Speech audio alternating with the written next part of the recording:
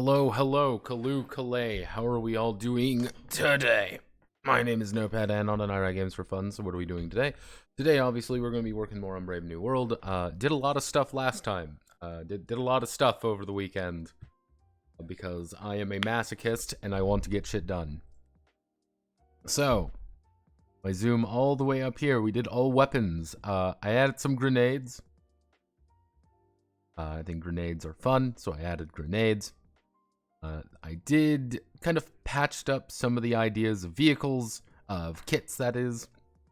Yeah, that's right. Then I also did some implements. These are just stuff I thought was cool.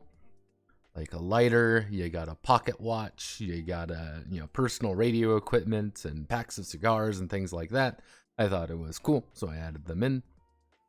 Kind of the nature of kits, kind of what other gear you're working with, kind of like, is it electric? Is it high maintenance? Is it time related? Is it used often? Is it high quality? Yeah, things like that. Kind of talked about vehicles. Vehicles got changed a little bit from their initial thing, which I'm gonna have to go through and just do a little fixie uppers. One of the ideas is that every vehicle has 6 attributes: durability, handling, speed, combat rating, size, and slots. Technically, this should be velocity now. Effectively, gotta fix some of these. I changed the naming quite a bit. One of the ideas is that velocity is how fast you're going, handling is how well you can do things. Durability is, hey, how much health does your car have? If you reach 0, your car stops. If you go below 0, down to half of what your maximum is, you explode. Very easy to explode in this game because exploding is fun.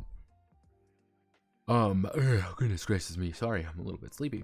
Now, generally speaking, handling and velocity are traits, effectively, for a vehicle. If you wanted to manipulate a vehicle, you want to do something like that, you're going to be rolling with handling. If you want seeing where, how fast it is, as well as trying to overtake others, it's going to be your speed. Combat rating represents how damaging the vehicle is. Effectively, if you use the vehicle to hit someone, you're going to be dealing with your combat rating. It's not the best wording for it, but they're kind of using the idea of a car. If, let's say, I'm in a bandit, my bandit car has a durability of 25, a handling of 2, and a velocity of 7. Generally speaking, it's not the best handling vehicle, but it's incredibly fast, so I'm always going to kind of get to choose where I want to be in combat. I was going to be rolling a lot of dice for it. It's very good in combat. You can hit people very reliably with it. It's a decent sized car. It's 2 slots for different things. It's got 4 seats in it. So again, you can pretty much fit 3 passengers in it. Boats, kind of the same way. You have, I named them all to be a little bit goofy because I thought that would be funny. People are talking to me about math, and math sucks. What do you want?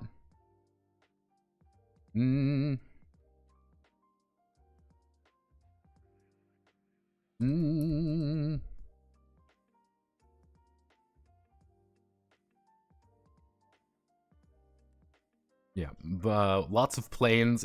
Some of you may know some of these planes. These were from Project Sidewinder, actually. They're all technically Hachiro. Should be Hachiro Type 22.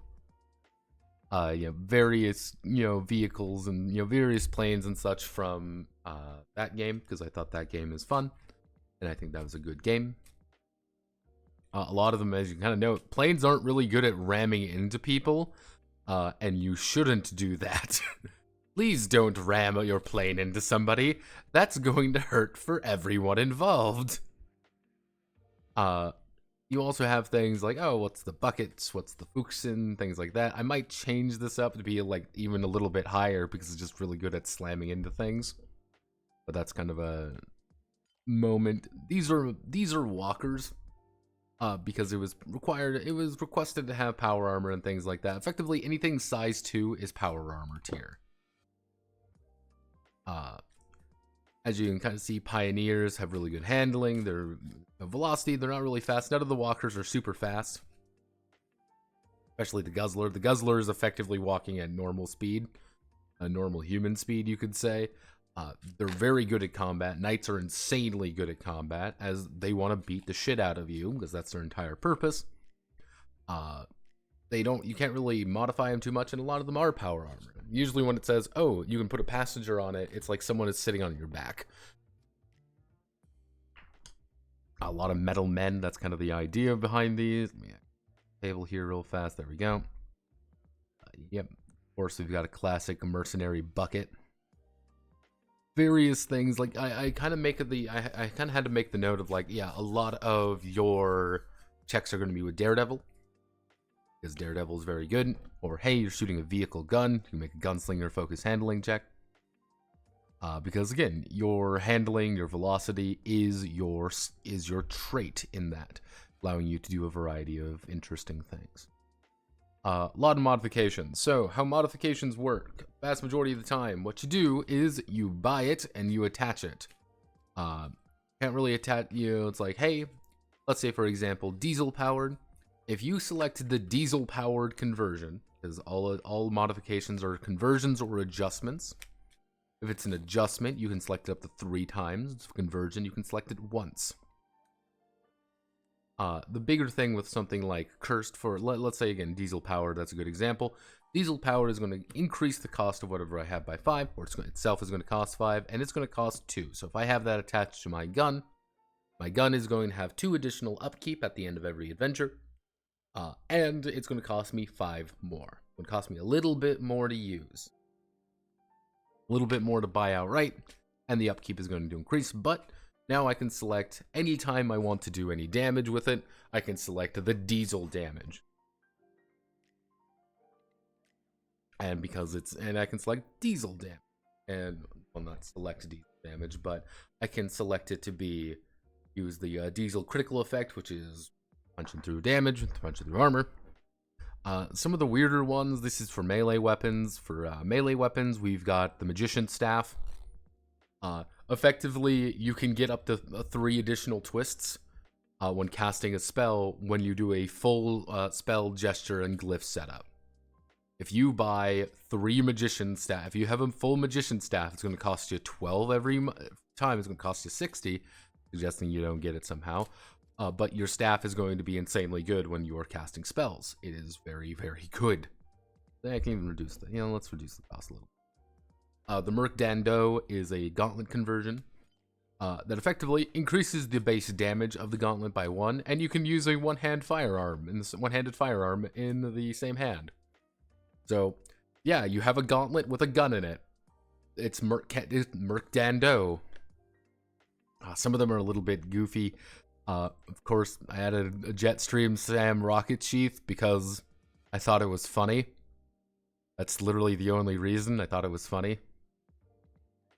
I mean, they are good at ramming, but they aren't that good at surviving it. That's what I was thinking about, of increasing the combat rating across the board for them to be really high, because you technically take damage equally. It's whoever wins the ram encounter effectively takes the most damage, though. So it's like, yeah, congratulations, you successfully rammed this. You're dead too, however.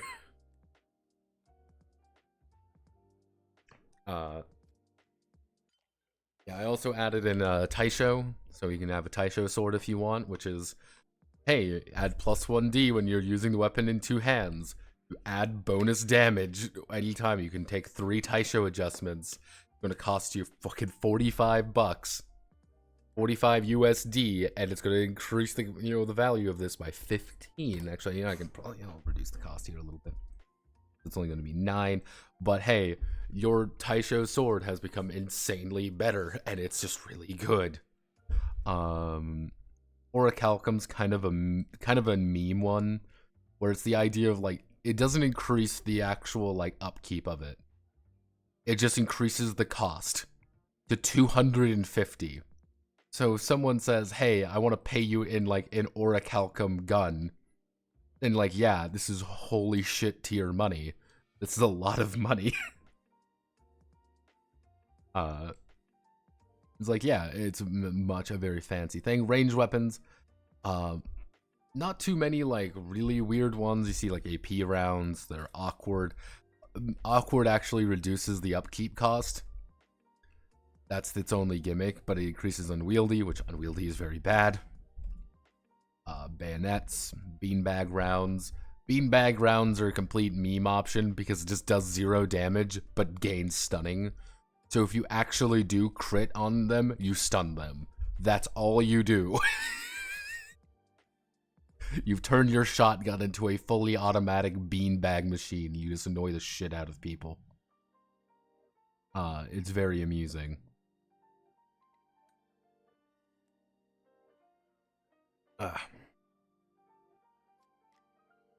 Let's see. Is there any other? Yeah, butt of the free. You know, again, the gun butt attack. Various calibration. The anti-material rifle, of course, being called Courier 66. Which reduces the anti-material rifle to a 2-handed weapon, and you remove 2 stacks of unwieldy. Effectively, if you want to use an anti-material rifle for legit, like, for realsies, you're going to have to convert, you're going to have to get the Courier 66 conversion. Probably won't be able to afford it, because it's very expensive. Ram the planes, give special daredevil thing to let you bail out and nail someone with the full force of the plane. Probably something like that. What's the setting people use? What's the setting people use but haven't gotten a lot of potential out of? I don't really know that one. Honestly, here's the thing. I do think people do not use Forgotten Realms well. Because Forgotten Realms is fucking huge. People forget this. Like, Forgotten Realms... we're gonna talk about Forgotten Realms for a bit. Because I can do this. Like, this is the entirety of the Forgotten Realms. Like, this is a huge world. Almost everything, though. Almost the entirety of, like, base D&D lore TM takes place right here. It takes place literally on the fucking corner of the world, pretty much. It takes place all up, like, right here. Literally a single corner is what a vast majority of people using Forgotten Realms play in, or even know about, because they don't talk about other things. They don't talk about, like, Thay very often. Because I love Thay. I think Thay is a cool place. Very weird. Yeah, like, Forgotten Realms kind of gets cucked in a variety of ways, because it's just the default D&D setting.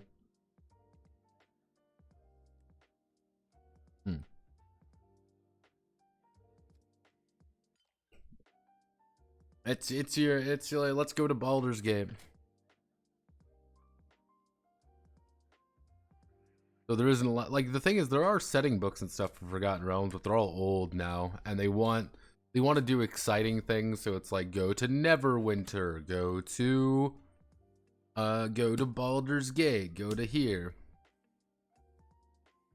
Yeah, you know, but yeah, it's like Galarian. Like, Galarian has, like, this huge expansive world, and you can see about 3% of it, because they don't want you to see any of that.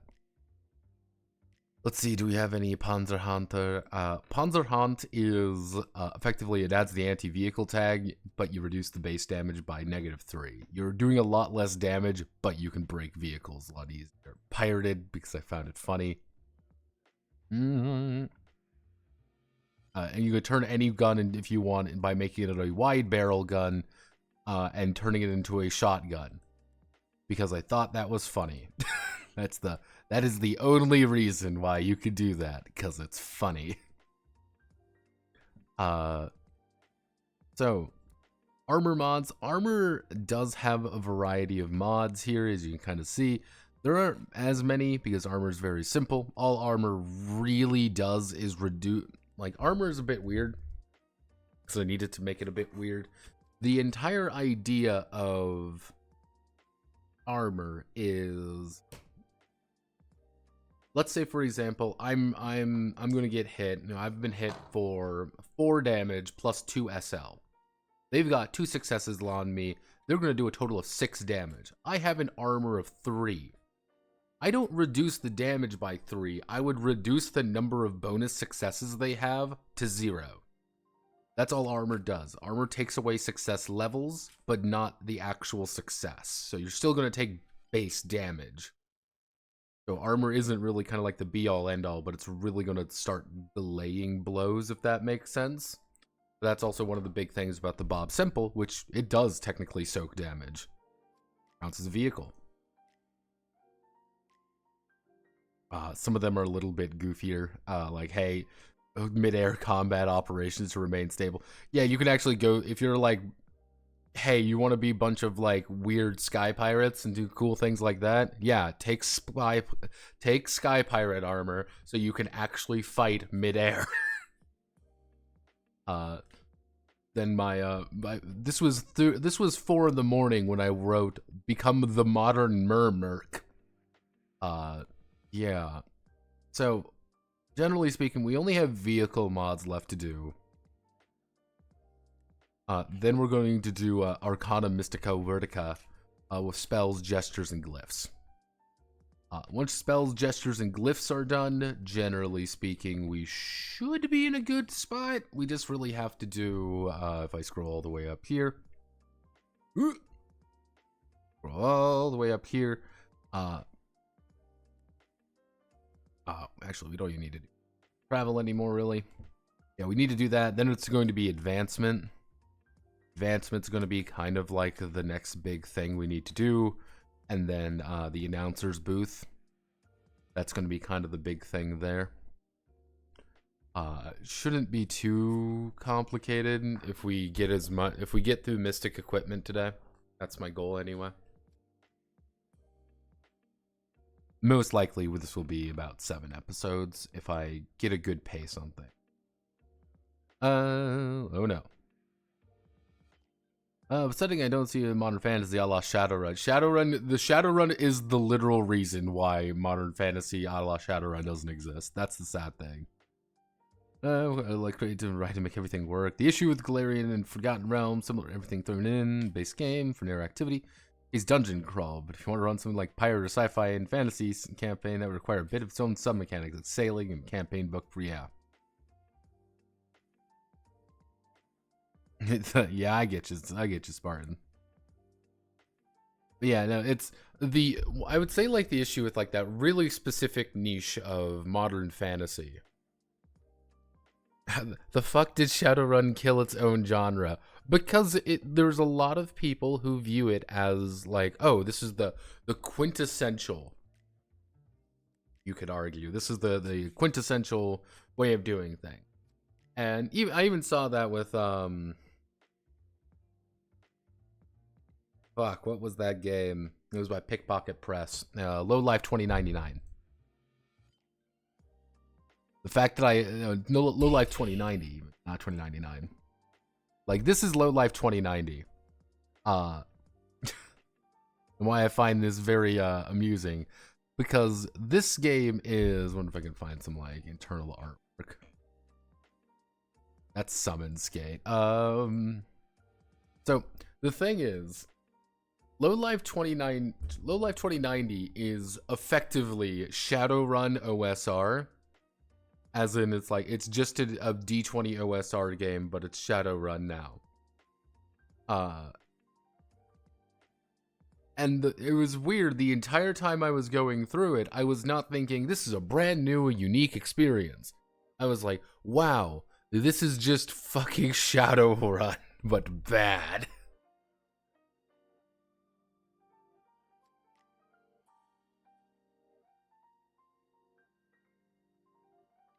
Low Life 2090 had its own host of small issues. Every good idea in this one had an equal and opposite reaction of bad ideas. But yeah, no, like Low Life 29, like any of those things, I think that's kind of the issue, is like Shadowrun. So what then all contender, when compared and found lacking in comparison to Shadowrun? The issue isn't necessarily if they are found lacking in comparison to Shadowrun, because Shadowrun is, as a game, kind of a shit show. The issue is they want to be Shadowrun rather than be their own thing. That makes sense.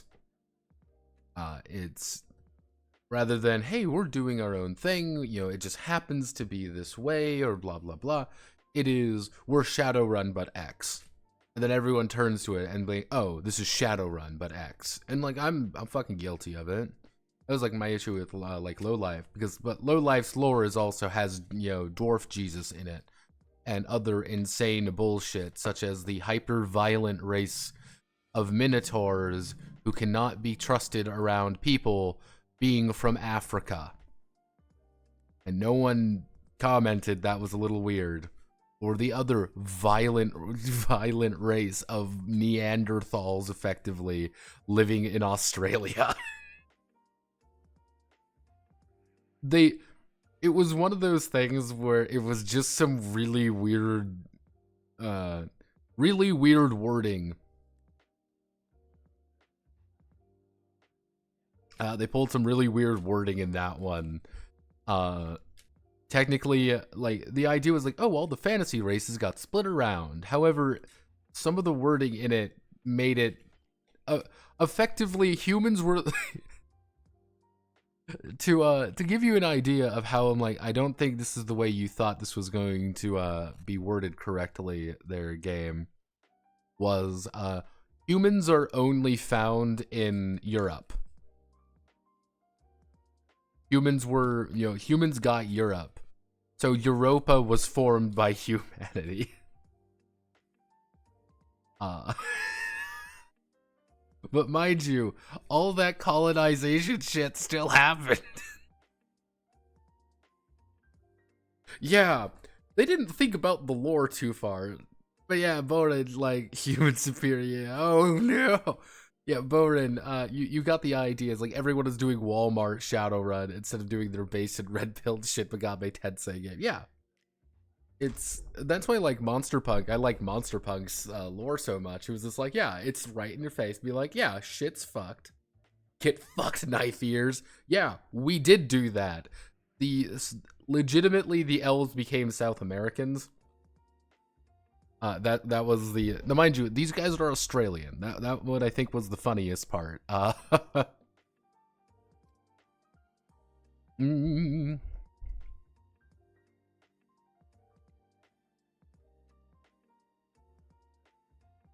mm, mm. So we want to increase durability. We want to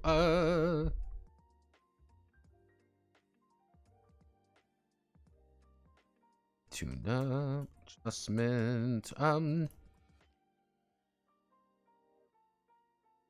mm, mm.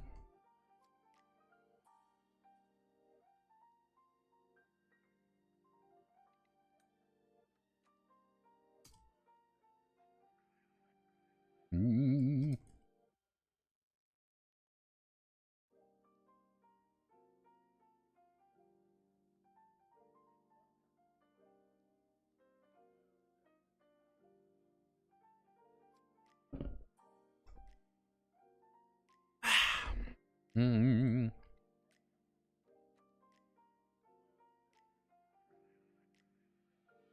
Lubu, worse, they were Australian.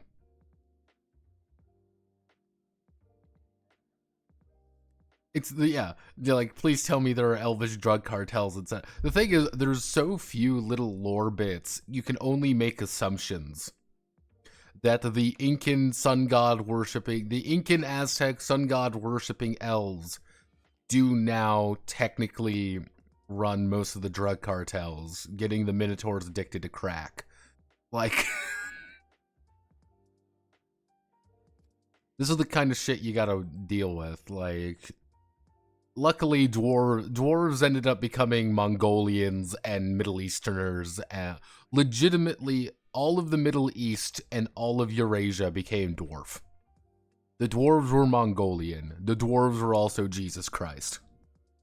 Wait, that. Let's see. Actually, let's think about boat.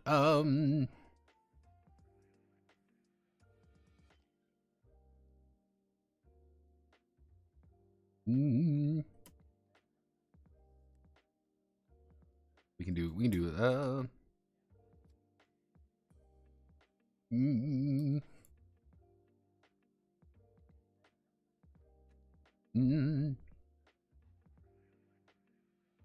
add in, let's see, add an additional seat. Add an additional seat. This is a very specific reference to Princess and the Pilot because I really like Princess and the Pilot. It's a very good movie and you should all watch it.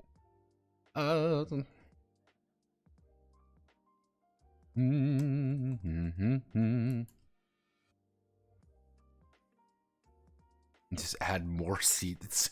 Yeah, you know, you pontoon that shit. Let's see. We want to increase durability. Not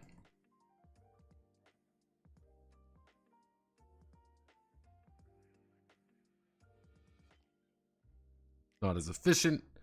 Like, cars want to get armor plating because it's just like, yeah, you increase durability by 4.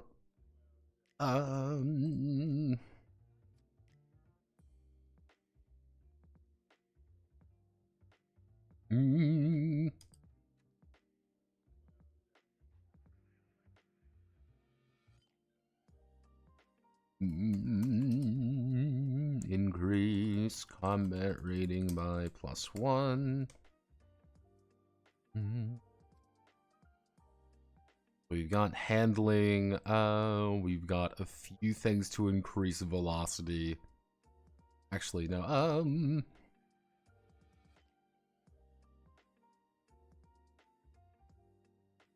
Engine tuning, increase velocity by +1.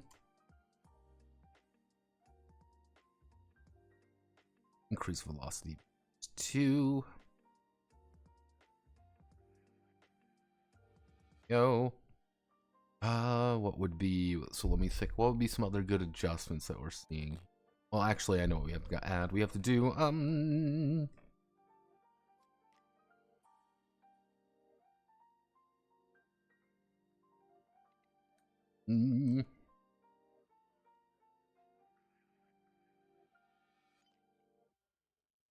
add a heavy machine gun, rail gun.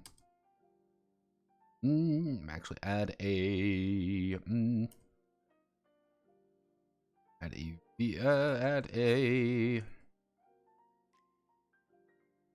hard point. Add a hard point for a heavy machine gun. Actually, for a heavy vehicle weapon for a passenger to you. Heavy vehicle passenger weapon.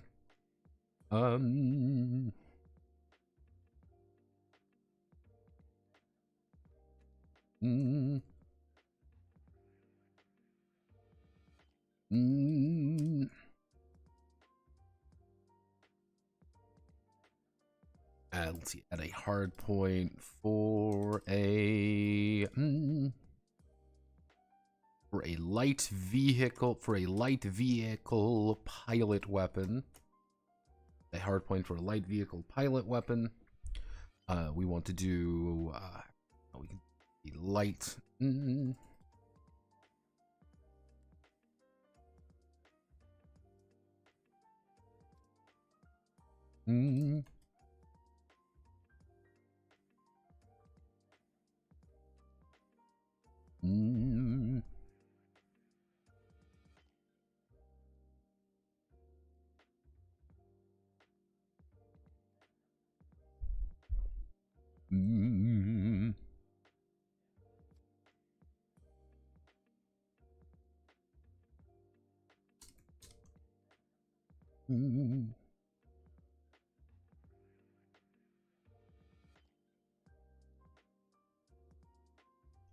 Swivel mount. This would be at a hard point for a heavy vehicle passenger weapon. We would need, what would be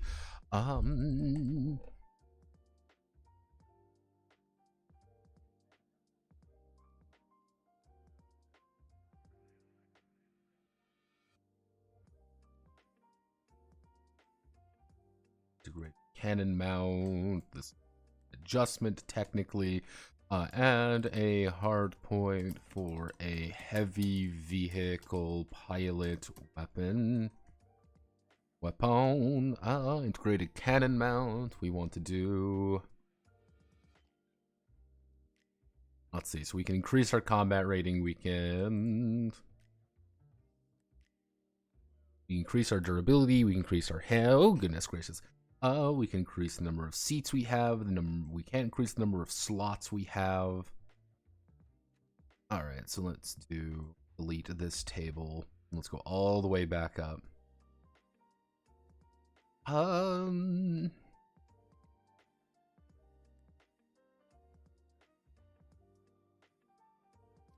Now, the reason I'm doing this is entirely because I want to just reference things more than anything. Because I'm the person who likes doing that.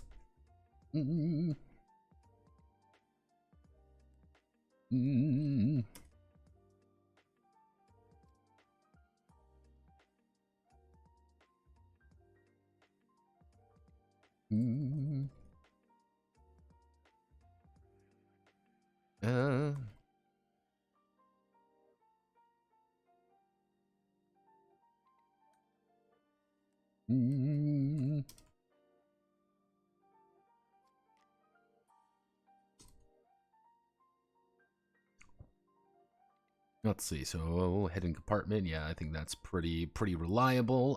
Actually, cargo. Actually, no.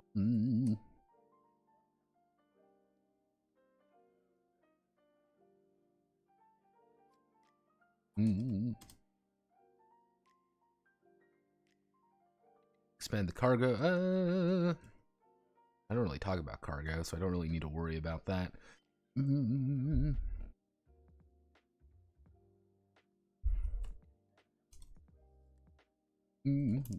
Version plane.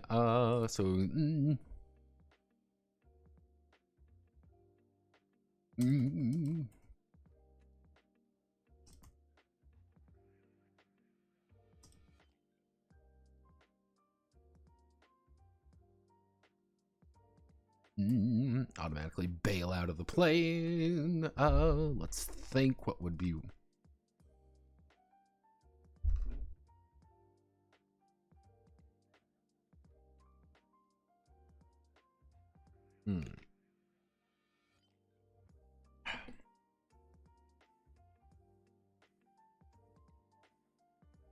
Basted beard hills.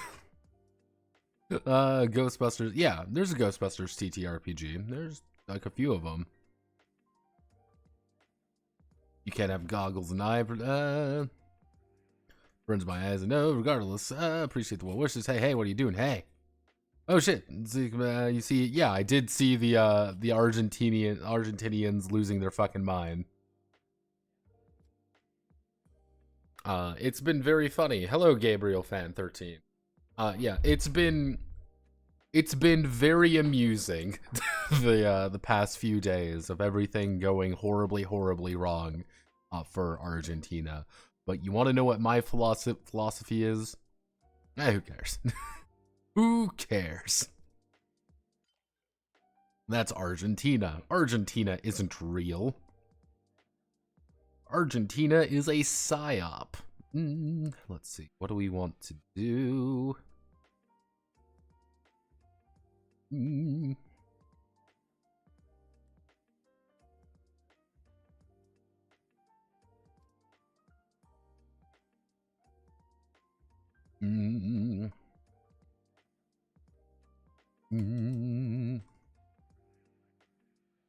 Whenever the vehicle is reduced to 0 durability. Let's see, whenever the vehicle is reduced to 0 durability, all vehicles in the same speed zone take plus 1d, play 1d, take 1d durability damage as it explodes. Yeah, you just explode. And servos. Mm.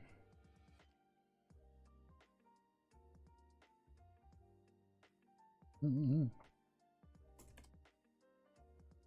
Mm.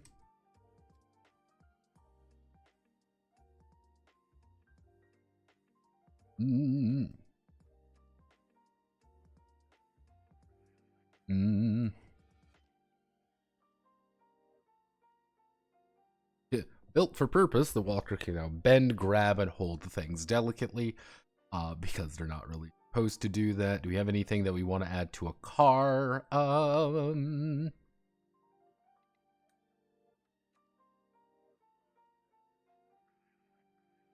Is there anything we would want to add to this car?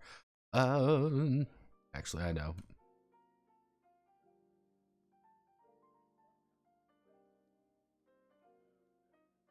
Mm.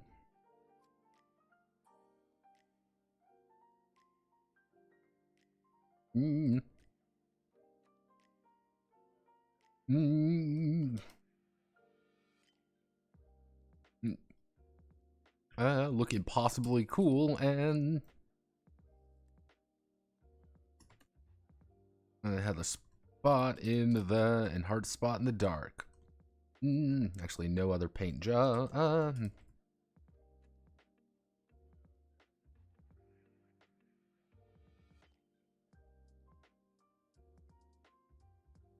Version. Increase velocity by increase. Actually, no.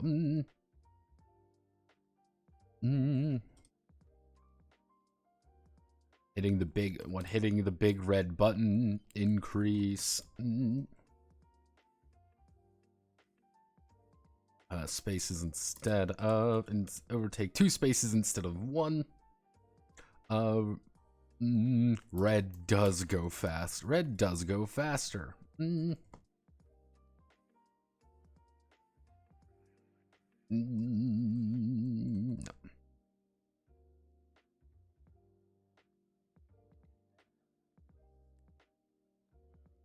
Other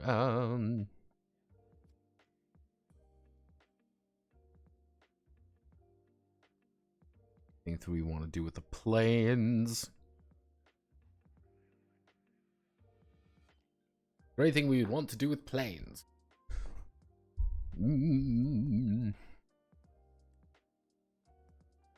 No, not really. Nothing I can think of immediately with planes. Anything we'd want to do with the walkers.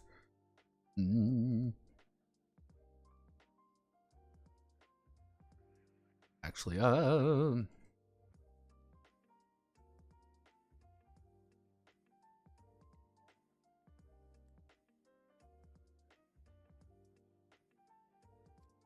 he's a little more veterancy, conversion, walker.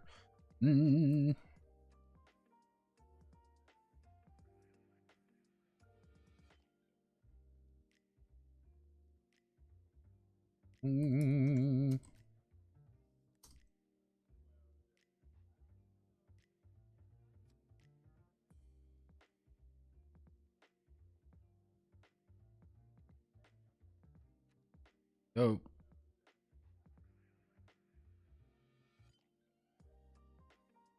My God, it shows us. Walker was in the war. Oh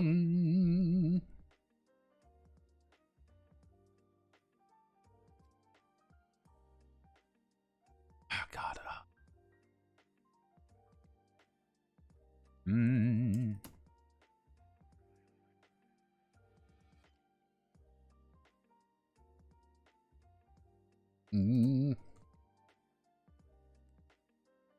This thing's a piece of junk.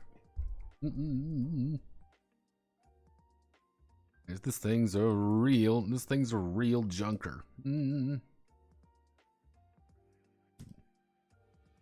Parts are cheap. This thing's a real junker. These things are real junkers.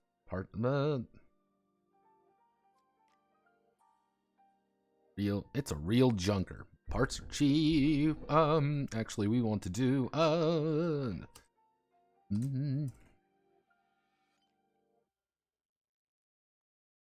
fucking spell conversion, right?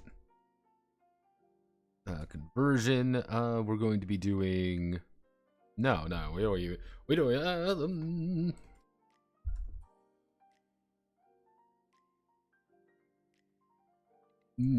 This flies the Jolly Roger.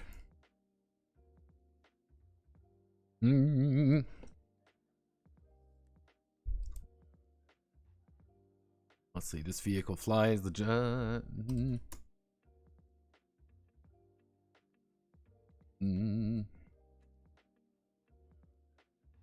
And this vehicle flies the Jolly Roger proudly.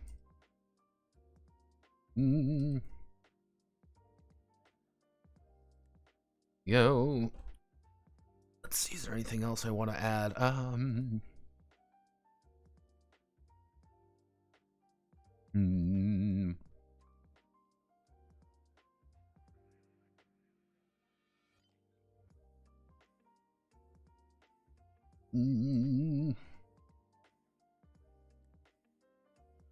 The Atlas of the Walker World. Let's see, the Atlas of the Walker World. Actually, I know what I would want to call this. The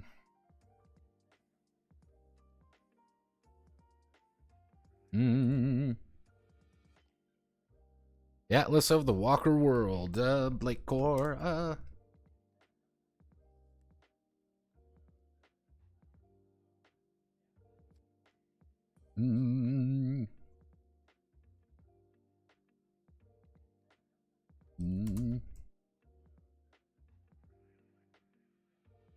Handling +1 velocity, +1 and +1 combat rate and +1 combat rating. The word of Blake. There we go. Now we get to do the fun part of pricing, because vehicles don't actually have prices. Because I'm like, I don't want to worry about that. I should put prices in, though.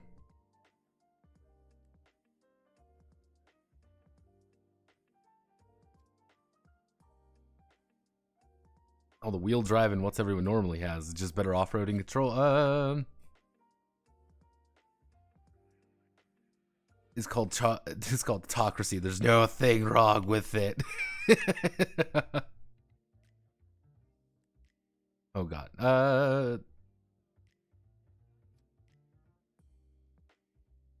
I think the thing is, I think people jihad crit, word of Blake. The word of.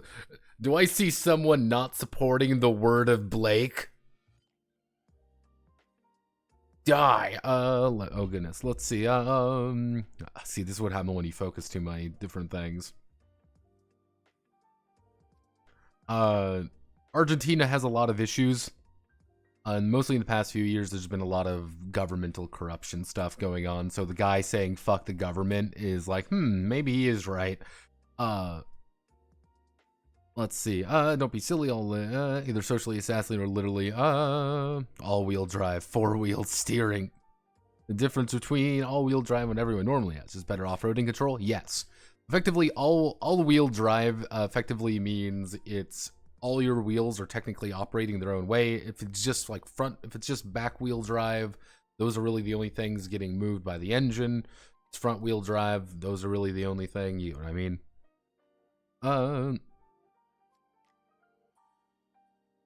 That RPG has to do, actually, let's see, it's called Autocracy, and there's nothing wrong with it. Classic orc joke. That RPG has to do with the book, is it? Wings of plane cut through make the wings of the... There's a lot of issues in Argentina. Actually, here's what we could do. Fuck it. What would be, What am I looking at? We want to have something silly. Let me think. This would be a actually.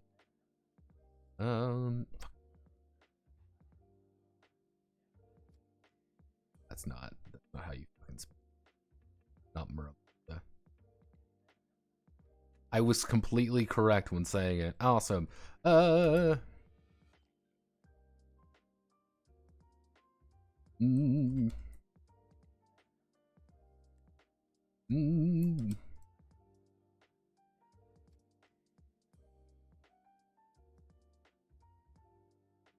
mm,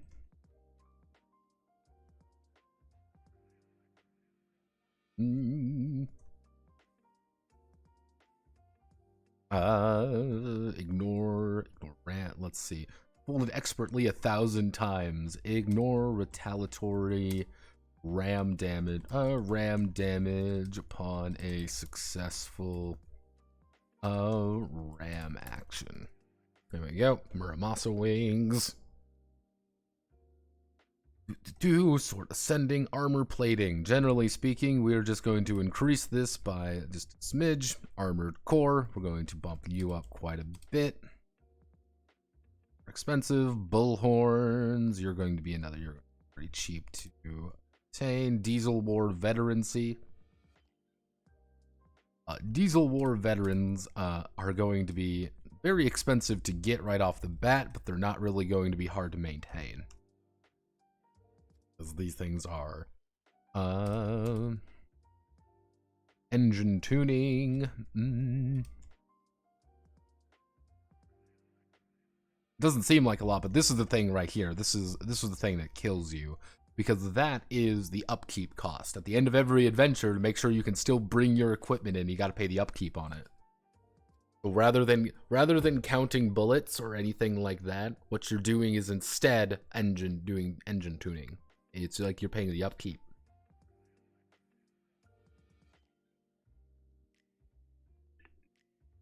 Don't pay your upkeep, you don't get shit. So, you immediately now have a desire to do your fucking job. Carrot and stick.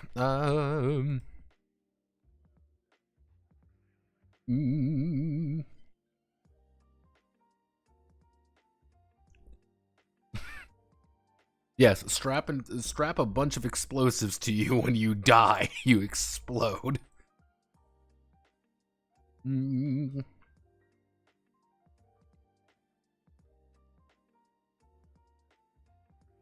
Yeah, hidden nibble sword. Compartment. We're gonna have to put up a little bit. Integrated cannon mount. So we want to do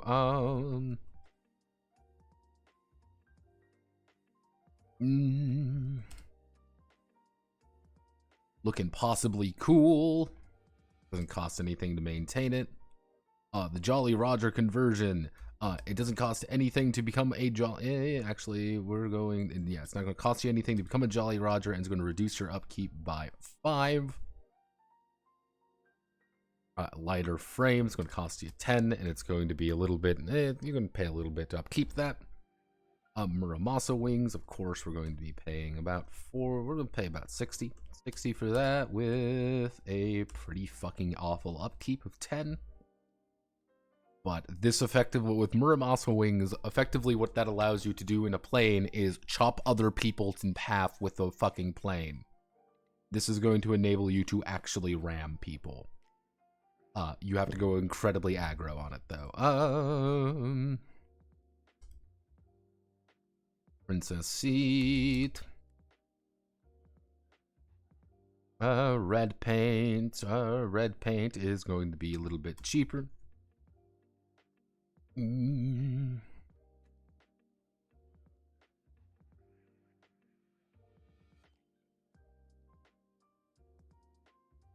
we go. Congratulations, you can make it a scrapper. You just reduce the durability by 10, but you pay a little bit less upkeep on it. Swivel mount. So let me see.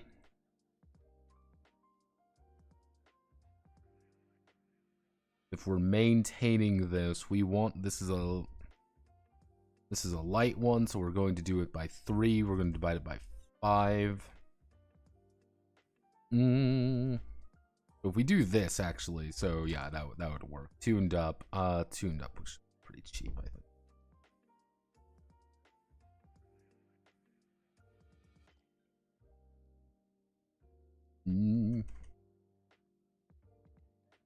6-4, and of course the word of Blake,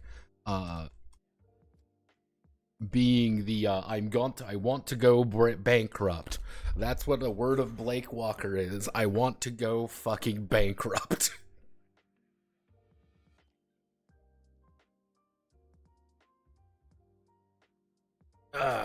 Historical war game. Word of Blake Jihad. Also, the historical war games gaming, man, like the campaign for North Attica, fucking 1,500 out. Good lord, hold on. Hey, Notepad, what historical war game would you want to make? That will have you spurg out and go far, far too into detail.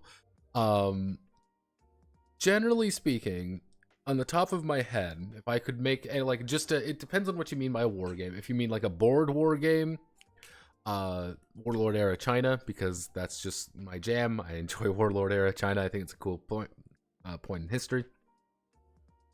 Like actually board, like miniatures on the board though. Miniatures on the board. I think there's a few things. I've been looking really deeply into naval combat recently, actually. Because fun fact, this is a fun fact for the whole family. There are very few very few naval war games that cover a very particular phase in history. There is, like, generally speaking, kind of like World War, like kind of like the interwar era. Yeah, kind of like not necessarily like the pre-dreadnoughts, but kind of like the dreadnought era. Like those just don't happen. Yeah, kind of like ironclad, like Riverine ironclad era. There aren't actually many of those out there. I would really want to go very deep on like one of them just to say that I have. Because again, it's just not really a thing that happens. It's a very particular subgenre, you could say, and I would just do it because it's very interesting to me. And so let's see. Okay, so we've got all of our mods set up. What I'm gonna do now is I'm gonna go back up here and we're just gonna do a quick double check on some success levels or basic attributes or skill sets. Endure cringo.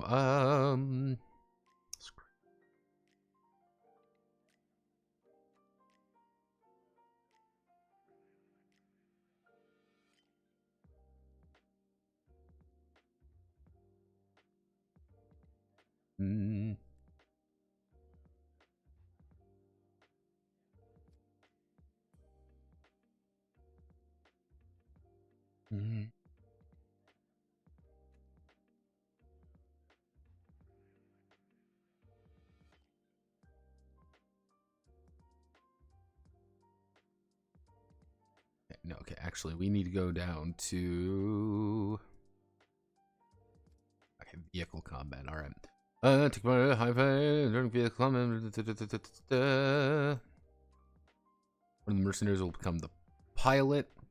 And other members of the crew will become passengers. Passengers. Able to contribute with a weapon attached to the vehicle, or just try to hold on for dear life. Speed zones and stretches. When zone vehicle attacking directly behind them in the pack, but guiding combat starts their choice. The pack and rear are the heart of the combat.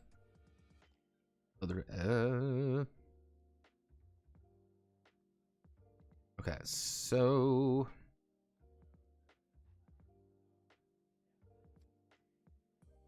this is the stretch difficulty. This is our pilot slams their vehicle. The pilot and the enemy make Dardo focus. Whoever wins chooses to either hit the target or evade the target. Hitting the target deals damage. Deals damage equal to the vehicle's combat rating.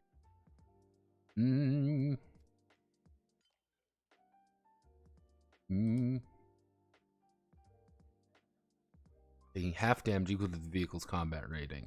Evading, the victim will lose 1d mental core stress from the near miss.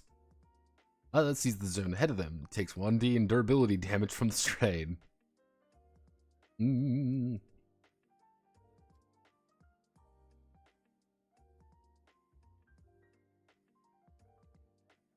Spiral jump.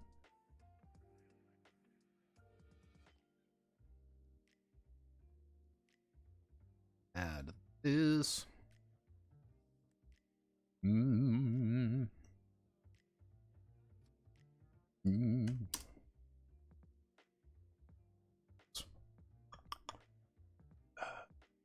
Um.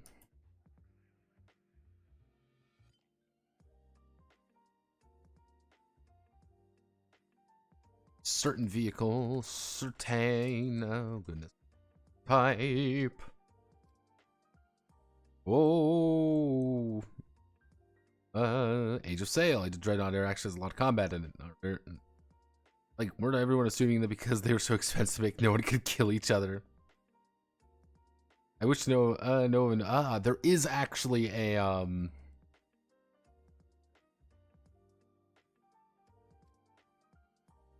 Where was it? That one. Where is it? There's Combat Storm. Combat Storm is apparently very good. People seem to really like Combat Storm. There's a handful of these kind of war games out there that just use like little plastic miniatures and stuff. Riflemen, sergeants, and medics. Yep, and various ways for you to Combat Storm. This is a digital download. You can most likely get things pretty easy. You can, oh, there's a papercraft set even.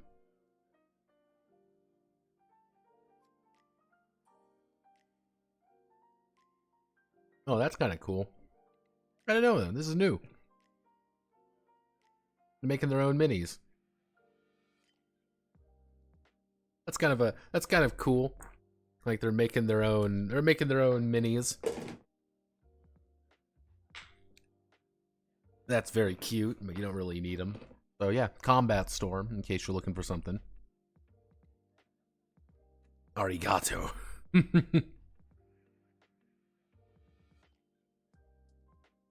Yeah, generally speaking, if I've seen there was the fucking what was not Roblox, it was Duplo. I saw the other day there was a Duplo war game. I was like, what the fuck are you on about? Playmobil, it was Playmobil war game. Some guy, made it because his son was playing with a bunch of them, being this like, I got really bored and I wanted to play something with my son. I didn't want to play fucking Duplo.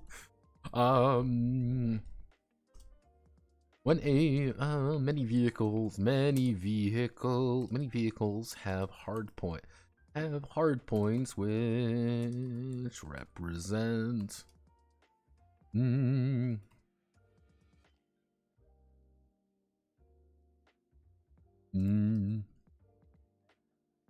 Let's see, these can either be manned by a passenger, taking a interact action, mount or dismount, or by the pilot. These can either be manned by the passenger, taking the interact action to mount or dismount, or the pilot. That they will fire off themselves with the ranged attack action. The defense of any vehicle is equal to their handling. If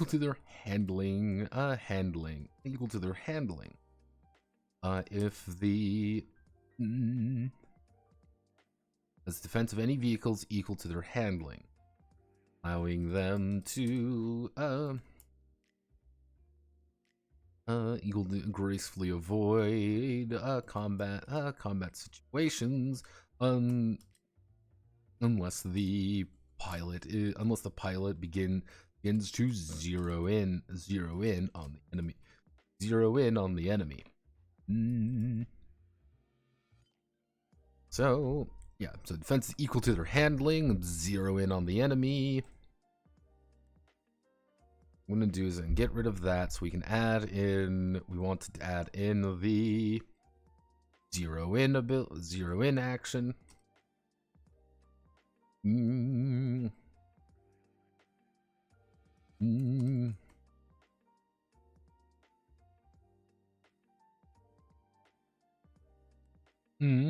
Starts gunning for a target, positioning themselves to blow them to kingdom come. To blow them to kingdom come. The pilot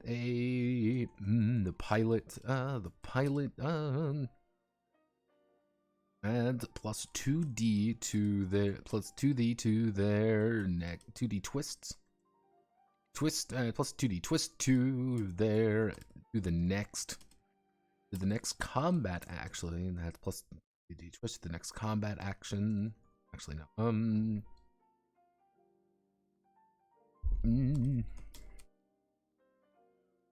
To attack that target with any of their weapons. However, if the target moves into a different speed zone, breaks or performs an evasive maneuver, they break the lock. To navigate from potential danger, they will break any vehicle zeroed who zeroes in, who tries to zero in, as well as gain +2 to their handling for purposes of defense. Effectively, you have to burn an action to get rid of a lock. And that's something bad. That's like, hey, or you can break. You move to the zone behind them. It's like, okay, someone's got a lock on me. I'm going to hit the brake and we're just going to go back. Be like, oh no. Or hit the big red button, or accelerate, or do something to get out of the way. You're trying to, they're trying to zero in on you. The Arsenal of Democracy. Technically, we should add in. We want to be really precise. Should add is vehicle weapon.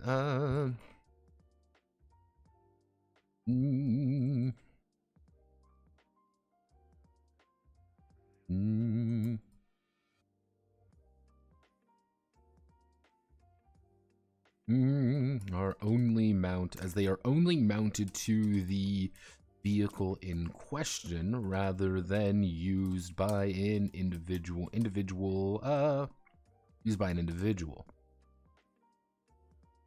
They do not have slots. They do not have slots or range. Instead relying on the vehicle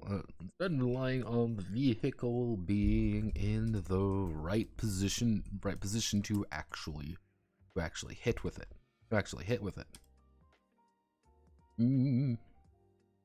The two mount types are light or heavy, representing what the hard point is required. Go. We don't have to worry about slots or range. Oop.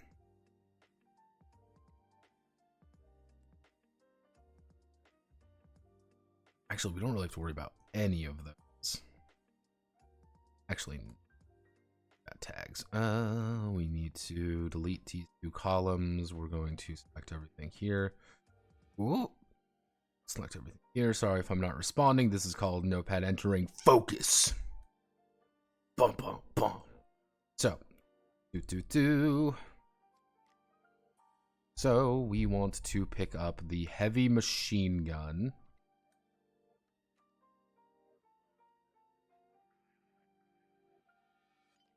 No, I'm saying we're going to pick up the heavy machine gun. 4 plus SL. Mount is going to be a light mount. It is going to be automatic. And it's going to cost 70 and 70 and 10. Let's think. What would be some appropriate mounted weapons to slap on a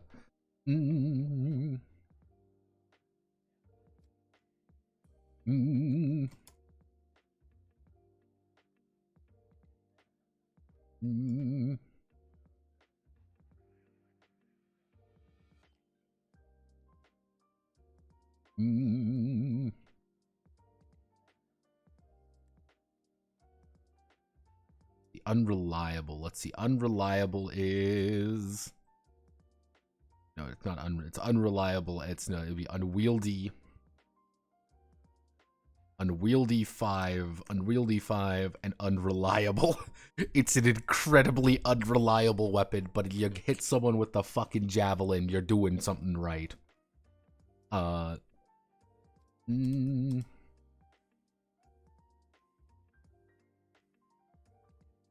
Actually, 4, so,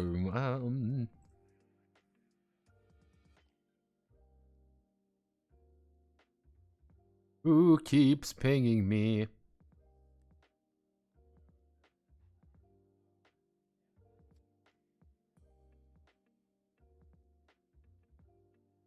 Why are you pinging me, pinging me, pinging me? Now you're gonna go over the Final Fantasy 14 notepad. I don't fucking know. Flamethrower is actually, that's, yeah, flamethrower. Because flamethrowers on vehicles are cool, and that's all that matters. Let's see, flash in my head, a two-sided wargame, one half being ship side in the age of sail style, boarding other ship with your men small squad based kill team warband thing. Let's see. Hey Notepad, would you say wargames on VTTs will allow smaller, more agile companies to be able to stay alive in the industry? How much lore and characters do you think they need to keep an audience? Lore, see, the thing with wargames that are interesting is that there are quite a few different wargames out there. And you do have a few big players, and those big players really do eat into a vast majority of what we would consider the market. Like, rocket tubes.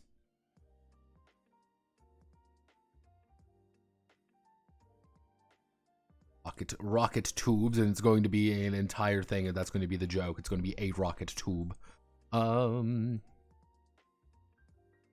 Clicked on every wrong button. Final Fantasy 14. Final Fantasy 14 has a TRPG coming out. Fun fact, Draco.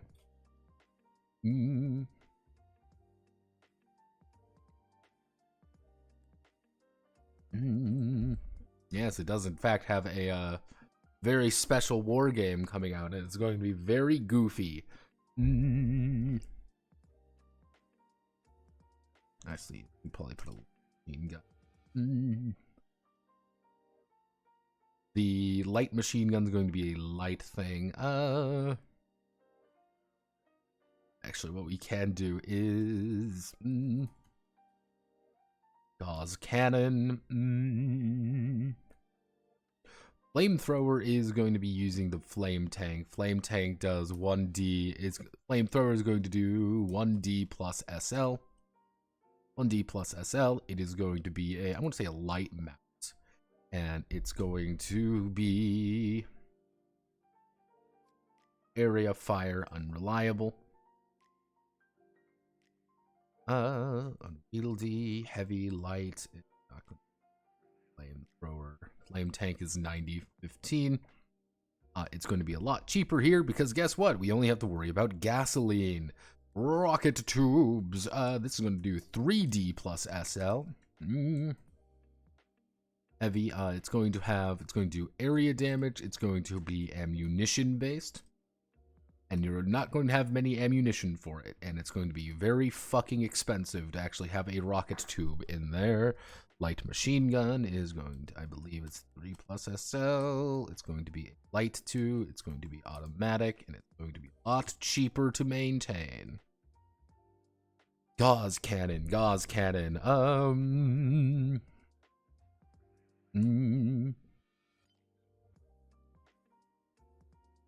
Just does 10 damage raw.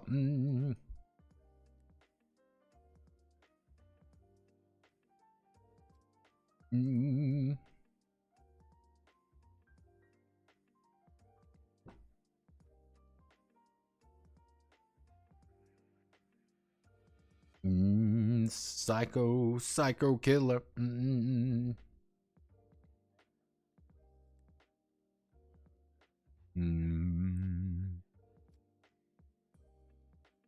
Oh, I'm nuclear.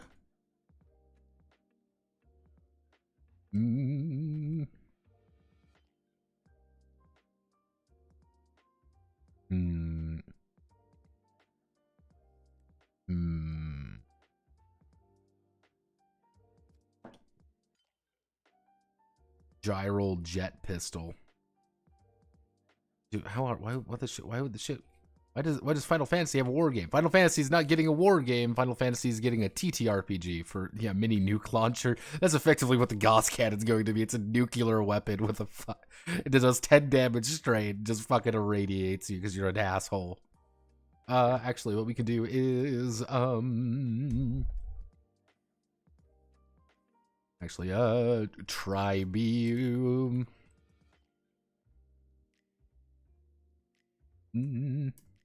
It's going to do 3. It's going to do 1D plus SL. That's going to be heavy, and it's going to be electric, I believe. Electrified. Electrify tri-beam laser gun. Because again, we're going heavy pulp. We're making things funny. It is a goofy weapon for a goofy time.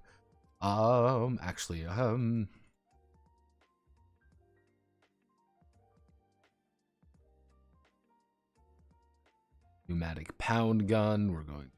We'll make that. We'll make that 7 plus SL. It's going to be a heavy weapon, and it's going to be diesel for free.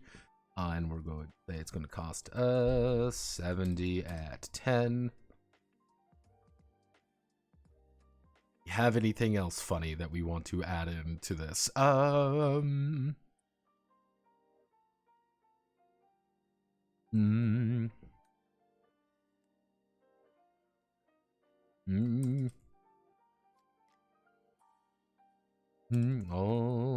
vehicle weapons have the anti-vehicle tag naturally.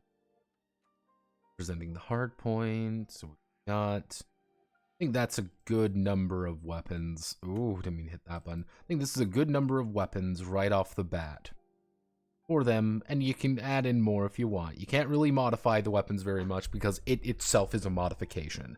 I think that's relatively fair to say. It itself is a modification. You are a complete asshole if you fire a flamethrower in the middle of the pack with all your friends. Everyone is going to make fun of you. Actually, no, we can do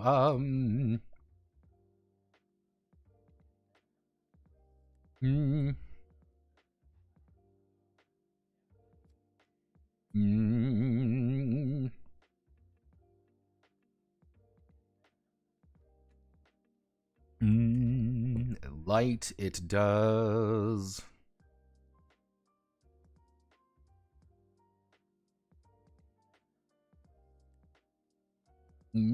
Stunning.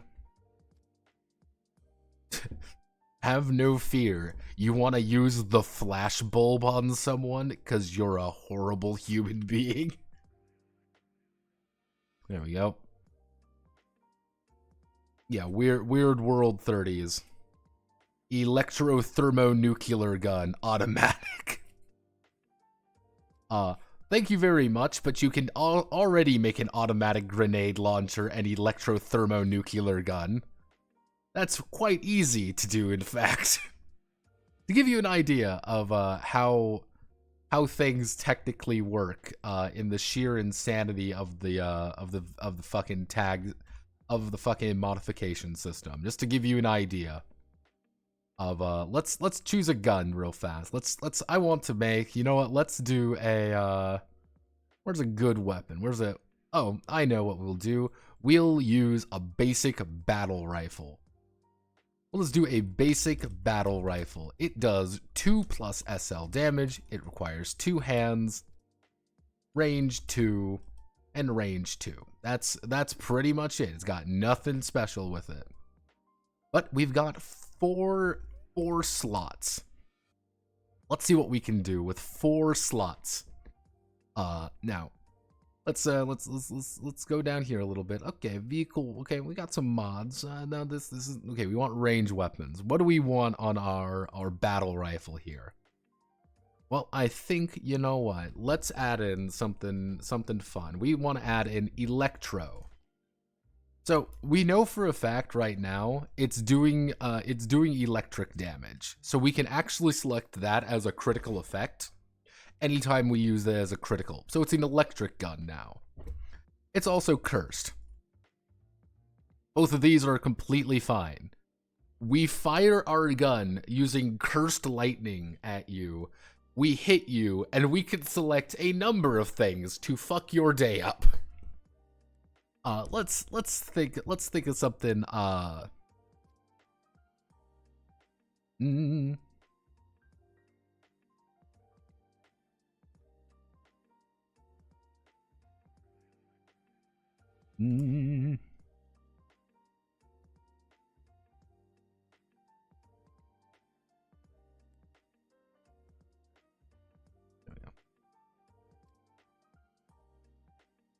So let's play this around a little bit.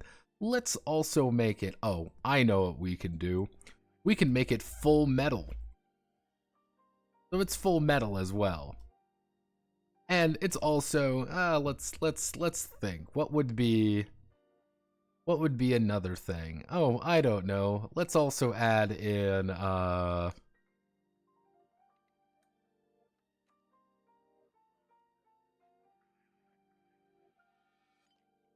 you know, let's make it a hair trigger. Now, so to give you an idea, we shoot out electric curse damage with this. We gain the heavy tag with the full metal, if we look full metal, but we increase our base damage by 2. So we do 4+ SL damage right now. We got the heavy tag, and we also are now an automatic weapon. Now, to give you an idea of what this awful gun can do, this horrible godforsaken entity. So heavy, it takes a full action to take out or put away. So we have this fucking huge ass gun in our fucking possession right now, shooting electric curse damage. And it's fully automatic, so we could just make an attack against a separate enemy, and we're just shooting out literal evil electricity at people with it, because that's just what a basic gun you can do is.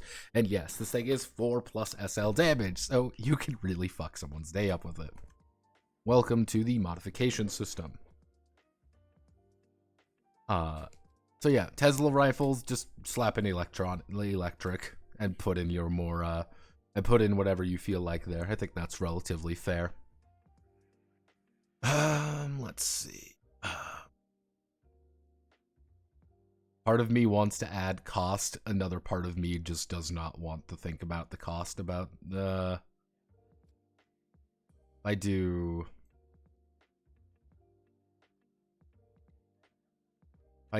this.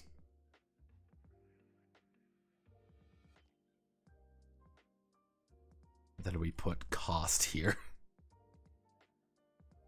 And if I do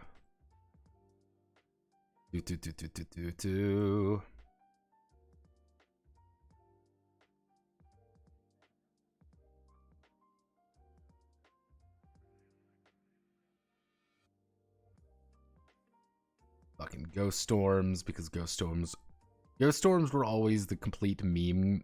If you ever wanted the perfect meme plane, it was a ghost storm, because they were all just horrible, edgy nightmare monsters.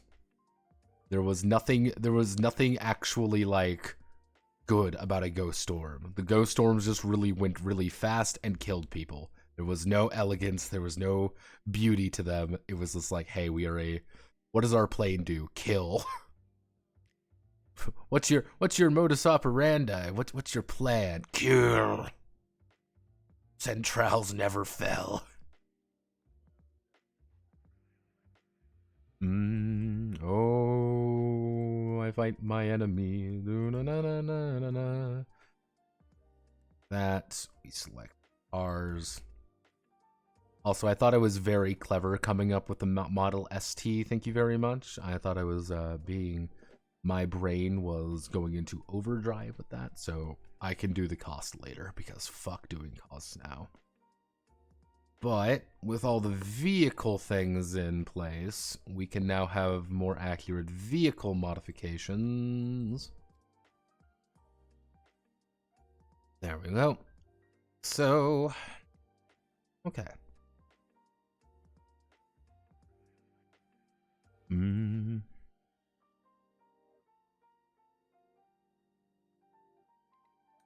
Arcana, Mystica, Vertica. Make ammo thing for this, because having a larger max for heavy bullets could be a thing. I did not make an ammo. I did not make ammo. Everything is based off of upkeep. So rather than like, my thing was, rather than have a how do I want to word this? Rather than having players in this cool, awesome world doing cool things with cool reasons, counting bullets, I decided to say, how about we just, it's like at the end of every episode, you gotta pay. You gotta make sure you pay up. And that's what your upkeep is. So you're always kind of encouraged to save a little bit of money and always, keep making dosh somehow and do jobs and do things so you can maintain the adventure. It also gets people to say like, I can't pay for this next adventure. I can't use my cool, awesome necromancer gun. I can't use my Frankenstein rifle because that shit costs money. And I'm poor. But that also makes things like Orichalcum kind of a funny thing to even be rewarded in, because it's $250. Sell that shit. So yeah, so it's rather than kind of count individual things, I think this should work. Ammo types. Technically, ammo types are in. There are various ammo types. Snake shot. Technically, you also have special shot, which is the you just have a very special ammunition. AP rounds. There are different things for like just raw ammo types. They're just called adjustments in this one though, just for my own sanity. In pure theory, you can have multiple AP rounds, breaker rounds, and things like that. And if you want to say you have incendiary rounds, just put the flaming tag on it.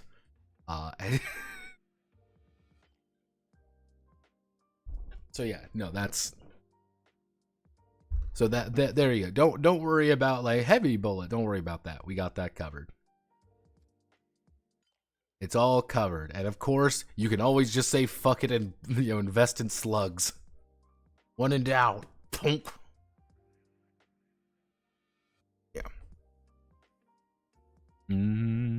Alright. So we're gonna start on this. Let's do it. Oh. In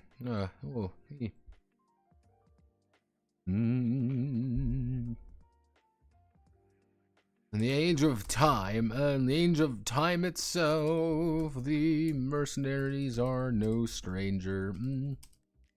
No stranger to the ever-growing presence of time. Okay, I'll have to head out to have Thanksgiving dinner, but I'll have to commission you later. Basic work is sort of gene punk game where the city is ground zero for genetic modifications, and you play a section of the police who are also gene mod and desperately get a hold of it, dealing with bullshit from the public and regular cops' office politics. Oh boy. Oh goodness.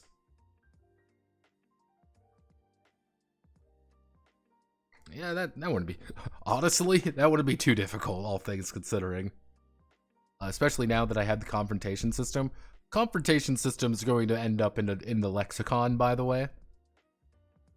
Does that make it punk? Punk means nothing. It's like adding core to something. You're effectively doing gene punk police core. Like... Sorry, I'll have you know I'm gene punk police core. Give me another word. Retro wave.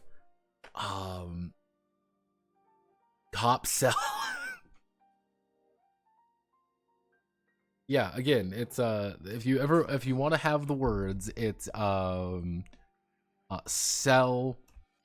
Put anything with cell. I'm a peach celled. Pilled is another one. Pilled is another good one. Punk is a great one. Wave is a good one. Yeah, again, just you can replace any of these and you'll end up with a cool new setting that you didn't even know. Like, let's say like, oh, you're a Justice Cell, Law-pilled, Gene Punk, Justice Wave. Yeah, Justice Cell. Yeah, Justice Cell. Why not? Fuck it. We can just put Justice twice. Nothing major. Oh, Core as well. We can't forget Core. Yeah, Core is also one of those other fun words that you can add in. I love the English language. Mercenaries and strangers, ever-growing presence of time and manifestations. And manifestations in the real world. Goodbye, Lubu. In the real world. However, many mercenaries have found it. Actually, many have found it prudent to invest time, effort, a bit of blood, and a bit of blood, and a bit. Actually, I should say time, effort, and a bit of blood into mastering the art of mastering the art of magic. Mastering the art of magic. Well, manifestation. Magic, as it is frequently referred to as is the manipulation of time to enable to user to pluck destiny from the chronosphere of reality. And though in practice most magicians are woefully incapable of the more drastic feats of power afforded to the manifestations or other exotic artifacts.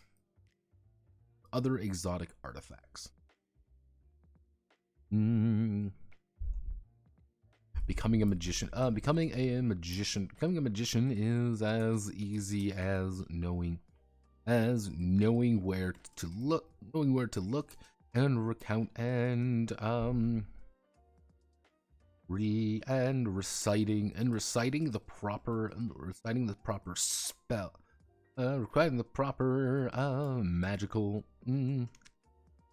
incantations to forcefully manifest a chrono anomaly. Forcefully manifest a chrono anomaly.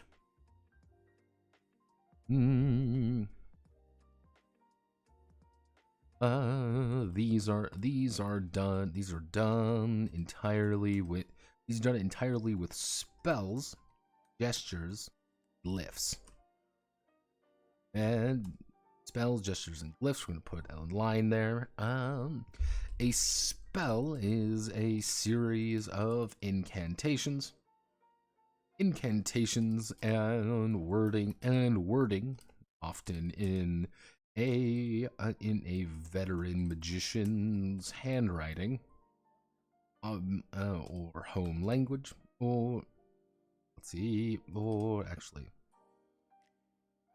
often a veteran magician's handwriting or cipher that enables the magician to pluck time, to forcefully to shape the around them.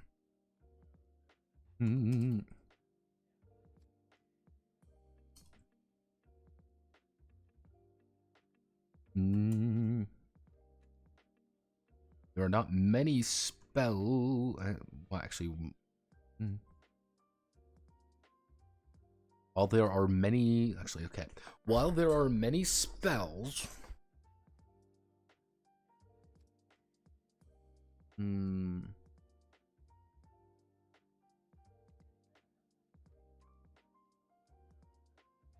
can't see out of my eye. Yeah, my eye.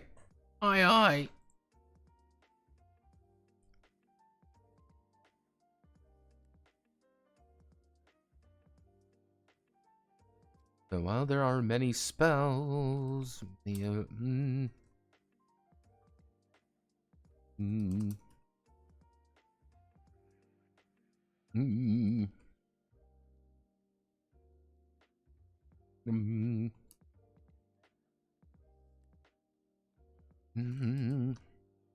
what would be somatic.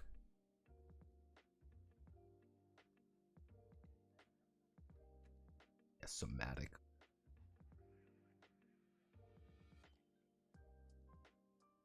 Somatic aspects of a somatic. Let's see. Gestures are a somatic aspect of using a spell.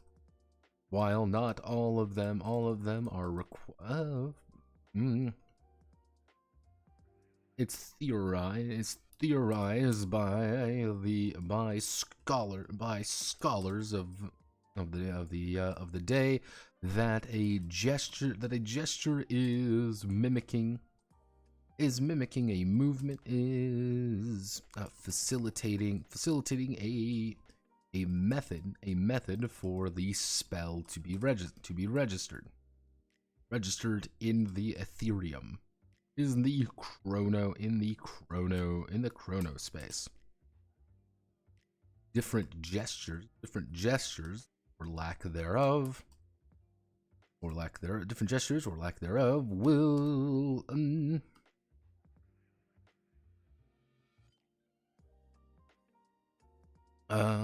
influence the end result of a spell greatly. Finally, a glyph. The glyph is a particular symbol or symbol of importance,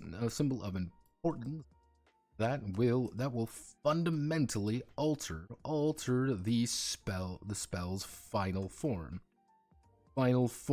in its final manifestation. Finally, a glyph is a particular symbol of importance that will fundamentally alter the spell's final form in its manifestation, in its use. To many, this is the quote final gate before entering our reality.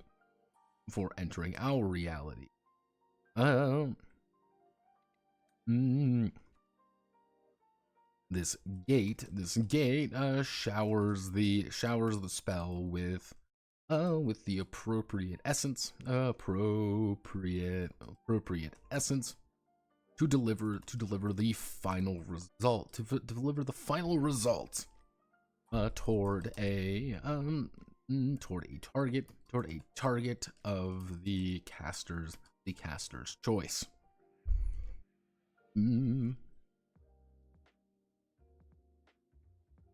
Chrono anomaly. Chrono anomaly. Yeah, we're using silly words that don't make sense, but we don't need them to make sense. We need them to sound right. Because ultimately, that's the important part. They need to sound goofy. Spells indication. So, whenever a mercenary is attempting to cast a spell, they will rely upon their magical knowledge and a grimoire.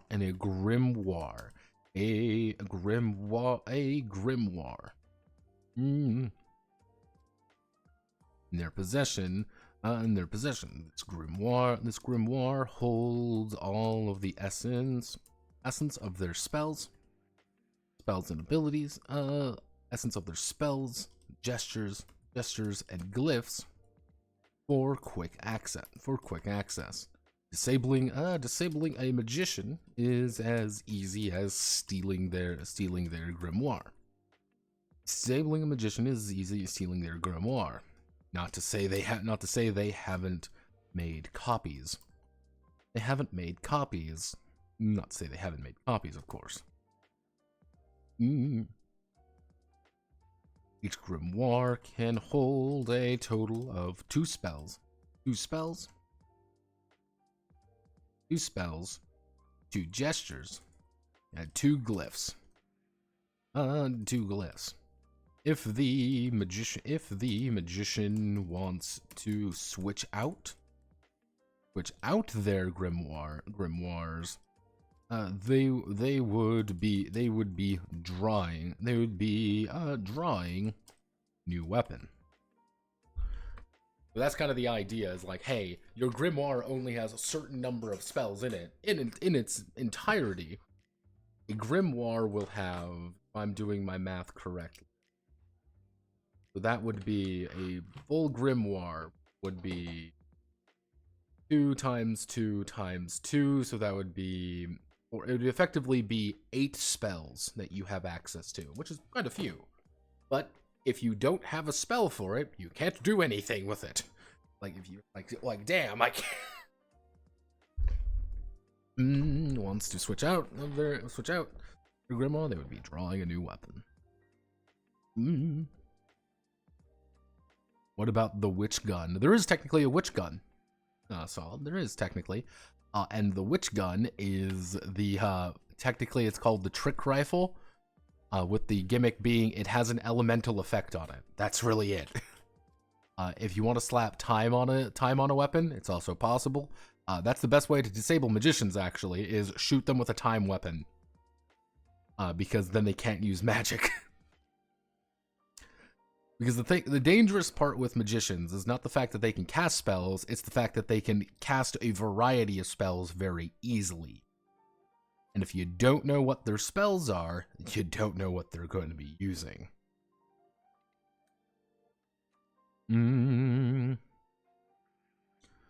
So we want to... spells we're really going to have... Spells are only... let's...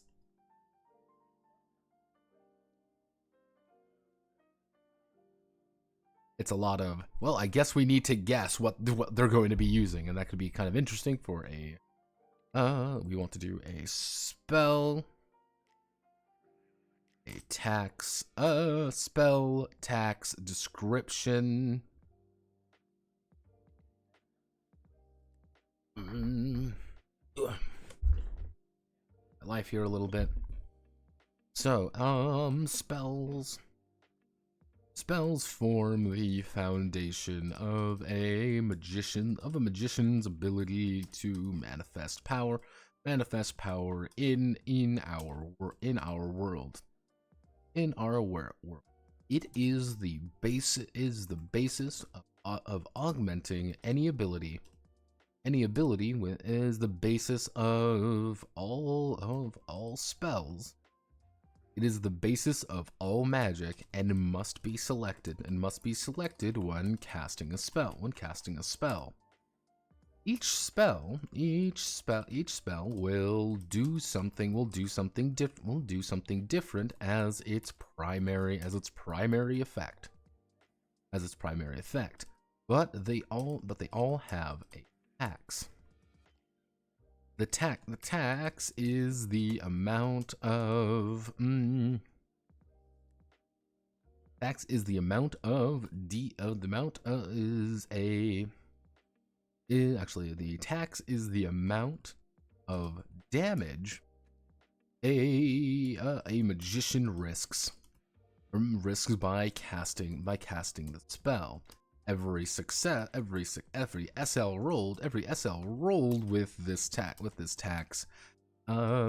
is stress toward the magician's mental state, mental core. Powerful spells may break a magician's mind before they let's say powerful spells may break a magician's mind if they aren't careful. Suggesting they don't wish that outcome regardless.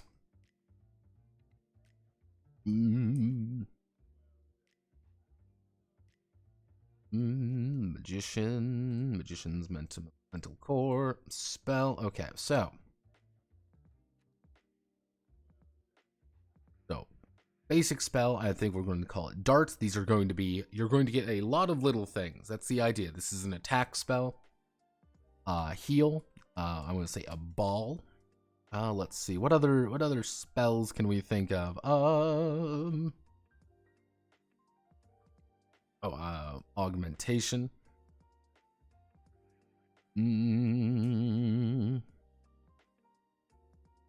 Revivification.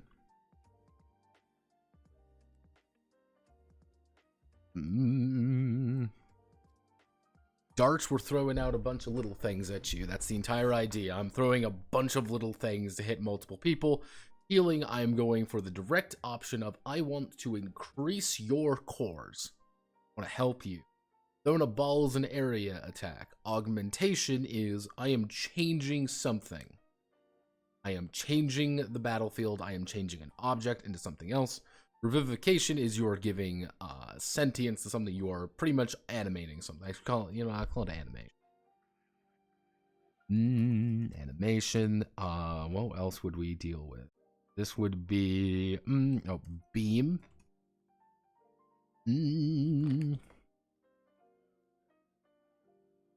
Augmentation, animation, beam. Beam my beam, da da da da da da da, beam my beam.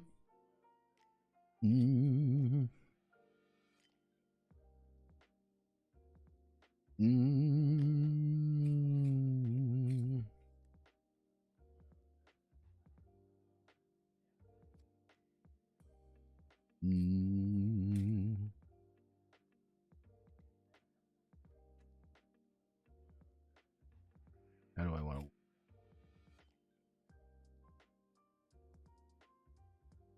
Let's see. Augmentation beam.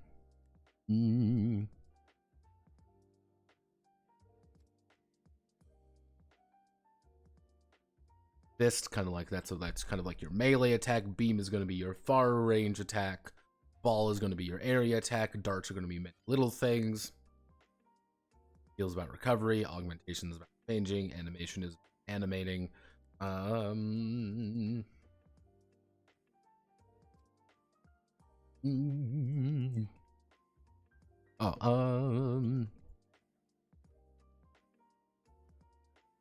Shield. All right. So tax. Dart is going to be 1. Heal is going to be 3. Ball 2. Augmentation 2. Animation 2. Beam 1. Fist 1. Shield 1.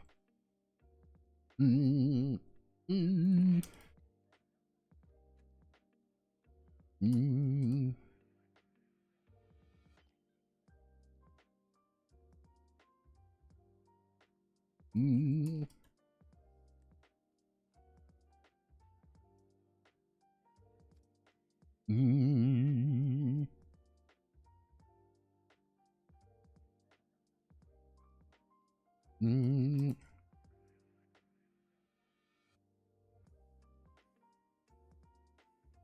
No, let's see. Using a range attack with. Mm. Mm.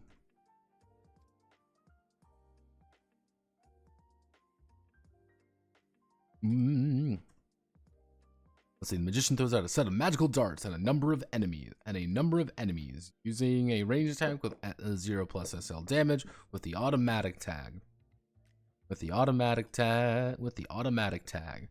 So the entire idea is you're making a range attack at 0 plus SL damage with the automatic tag. That means you can attack 2 opponents with these magic darts. Heal.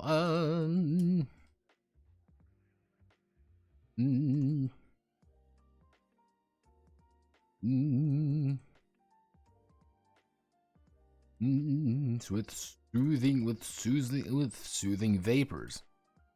Adding +1d, to actually adding +2 to physical, emotional. It would be emotional to emotional, physical, or actually no, mental or physical core. Ball. The magician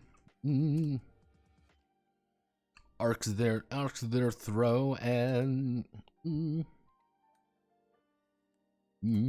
range 1 as 0 SL with a range 1 and throws a ball of energy. Using a throws a ball of energy with a ranged attack. With they use a ranged attack with a range 2 plus SL damage. With the area tag. That's all it is. Just does area damage. They're going to need to pump those numbers up.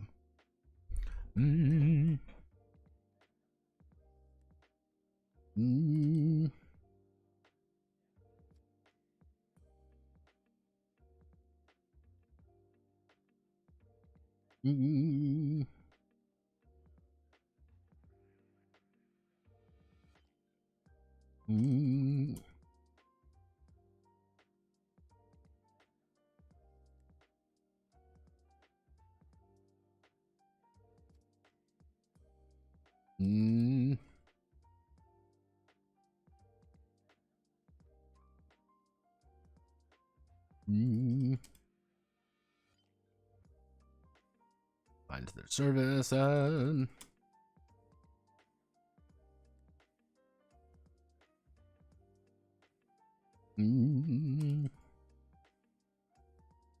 they use a ranged attack with range 3, 0 plus SL and 0 plus SL damage. Doesn't have tags. Beam of energy. They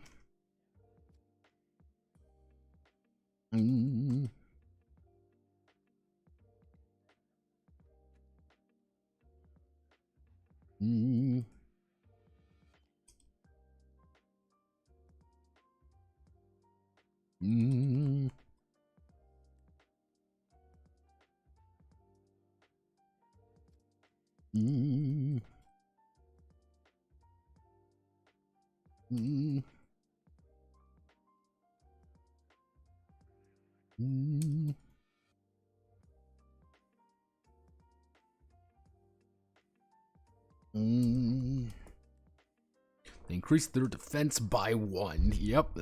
Not really great. None of them are great. That's kind of the idea. What I want to get across is like they're not, like, spells by themselves are not actually really good. They're not supposed to feel good. They're supposed to be like, okay, we've got a very basic spell. I'm going to now tie it to a gesture. And because I've tied it to a gesture, I now can do more things with it. We've got the spell. We need gestures.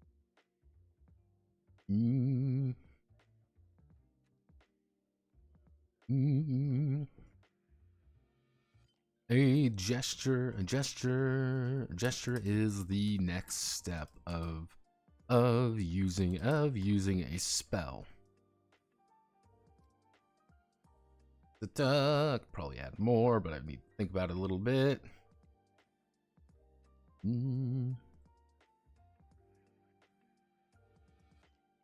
Eat table.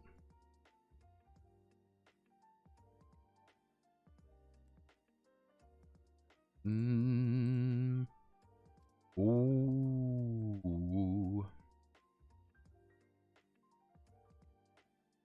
I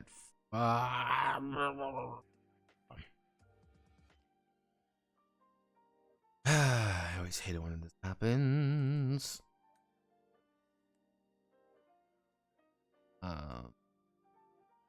Yeah, why it does this? I don't know why it does this. It just does sometimes. It's very annoying. Now I gotta double check here. I think it has to do with the table not quite understanding what needs to be done, but gesture.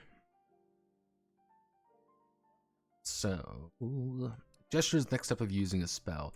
The specific movements to bring out most of a spell and enhance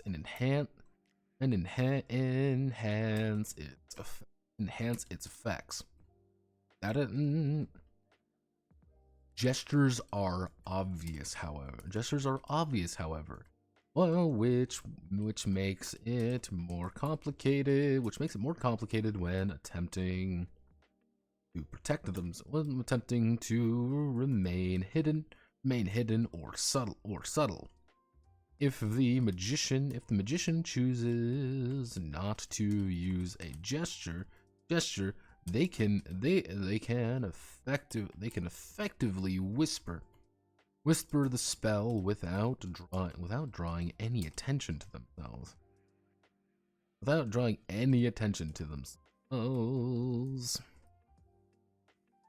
That's kind of the idea. Is this like, yeah, gestures change the nature of the spell. So we want to do flowing. Increase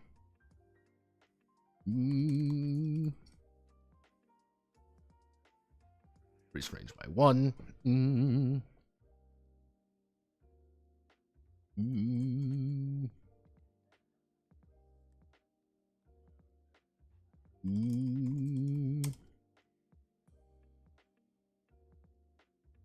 We just want to do the very basic things right now.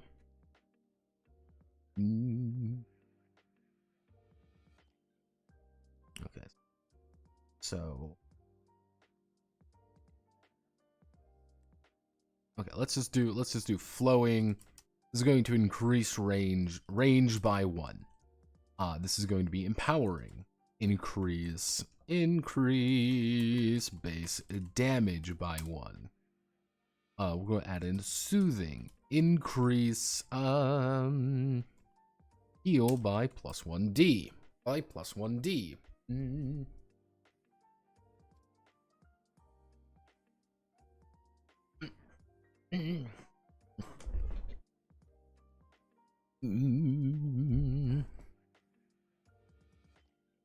Let's see. Increase base damage by that. Let's see.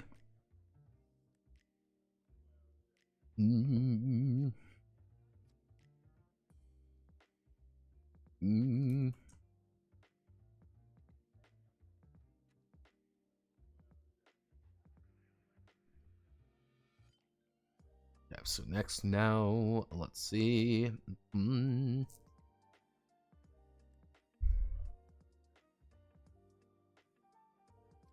Precision, increase, add +1d. Twist to the spell. Add +1d twist to the spell. So let's just go up to, we're going to go all the way up to combat conditions. So we want to do critical, add a critical effect Add a critical effect.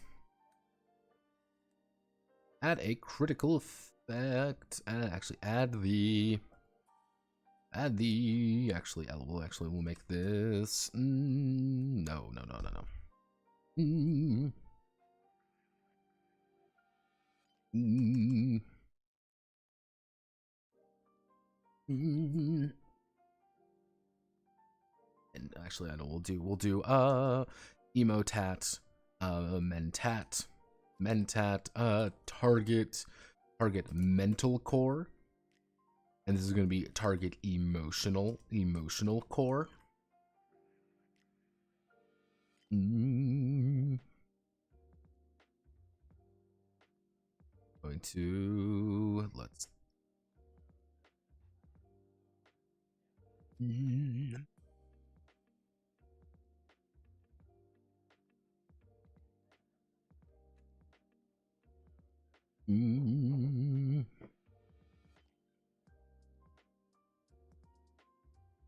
We can do actually grand. We'll do grand. Increase momentum by 1, but we're going to really spike the damage on that. Let's see. So we want to do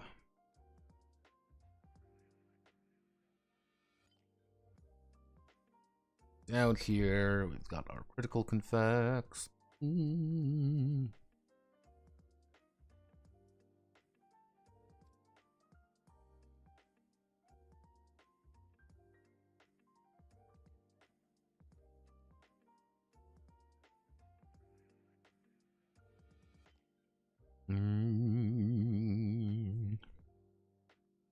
Do is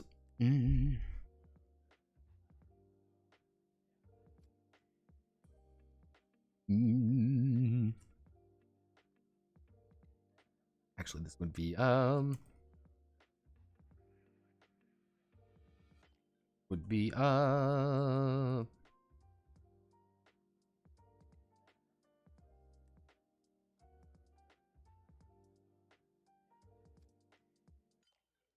E.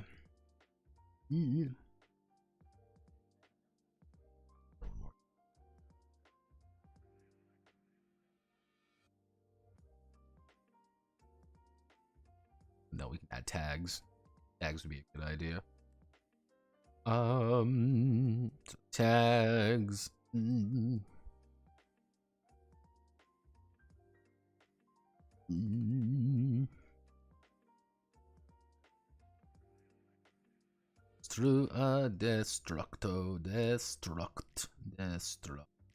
Destructo.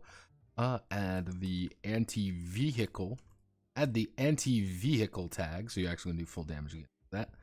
Add the anti-vehicle tag.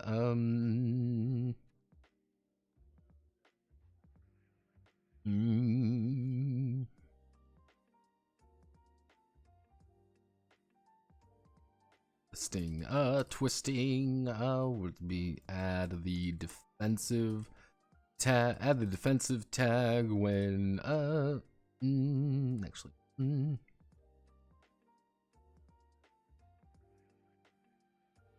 Add plus 1d twist to resisting a melee attack with shield. Shield, so it's a very particular thing.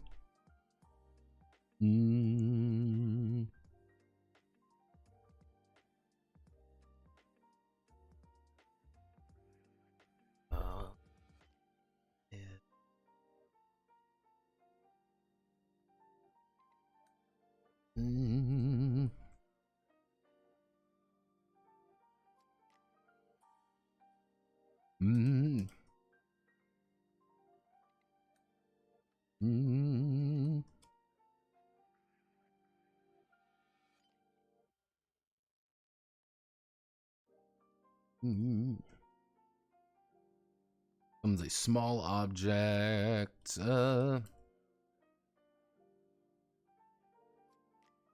Lasts until the end of the round. Actually, we can do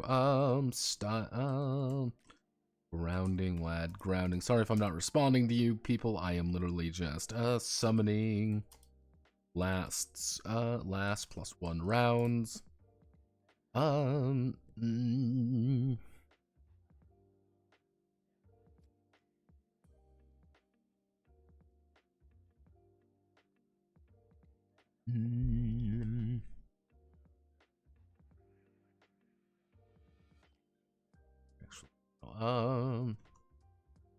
Actually, we'll do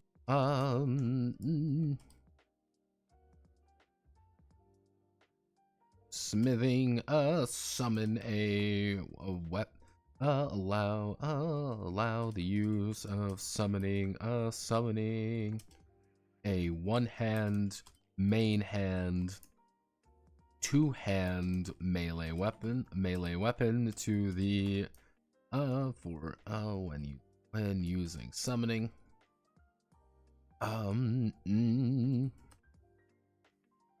The use of summoning. The use of summoning a one hand or main hand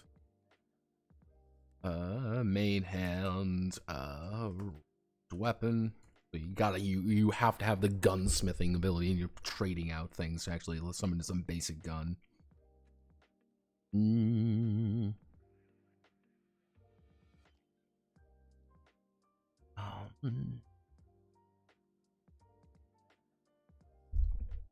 I feel like I should add something about adding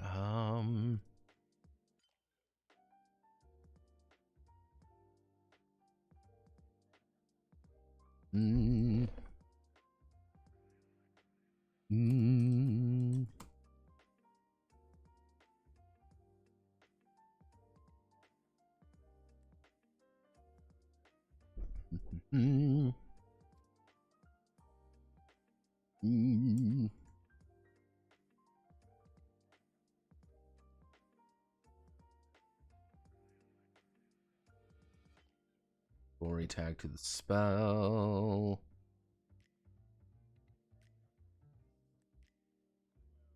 Okay, so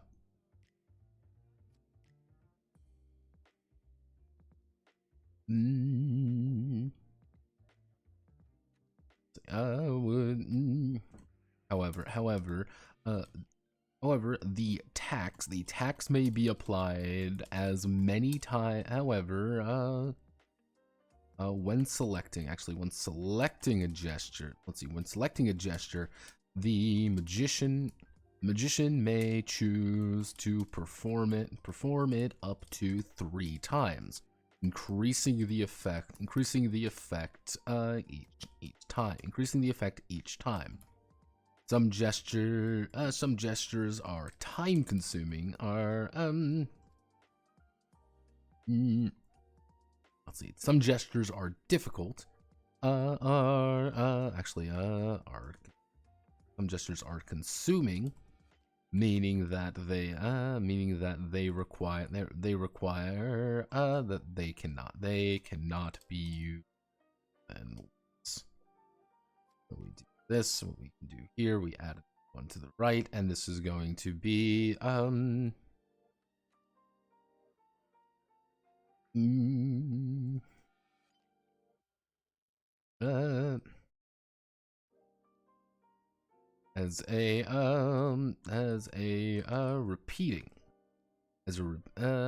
treating it 3 times, treating it as a repeating gesture, increasing the effect each time. Some gestures are consuming, meaning not be used more than once. Right? Treating it as a repeating gesture. Type. This is going to be a eating gesture. This is going to be a eating gesture. Soothing one type. +1V. Defensive. Tax is going to be 2. Actually, going to 2. This is also going to be repeating. Increase defense of the shield spell by +1. Again, you still gotta cast it to just protect yourself. It's not very that valuable in that regard. Precision. Precision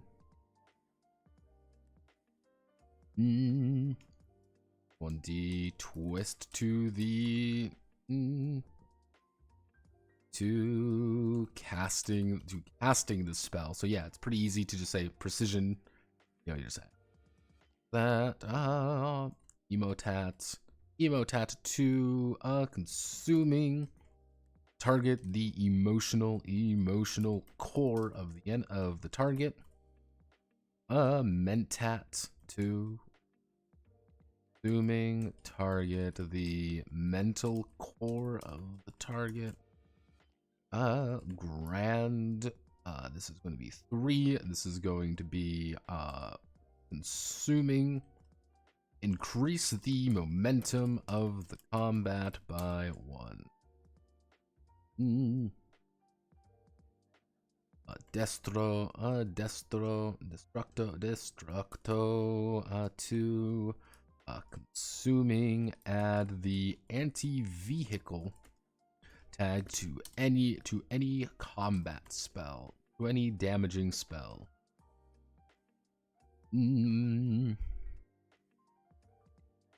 Vision, emotat, mentat, grand, twisting, 1, repeating, add plus 1d twist to resisting a melee attack while under the shield spell. Smithing 2, consuming. So we'll say fuck it, we'll say 3.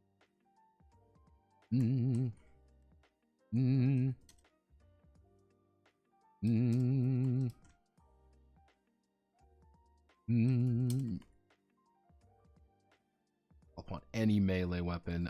Gunsmithing 3, consuming, allow the summoning spell to call upon any one hand or main hand ranged weapon with no modification. Or ranged weapon, you don't really get anything else with it. That's kind of the downside. Widening to consuming, add the area tag to the spell. And then bloody to consuming, add the gory tag to the spell. Oh god. Scatter, like multi-target things. Conceptually, could there be a gun that could be a grimoire? Maybe one spell in it, but having a single spell in addition to the gun. Technically, if you want to have a gun that is a spell, effectively what it would be is you'd be choosing to make an elemental gun.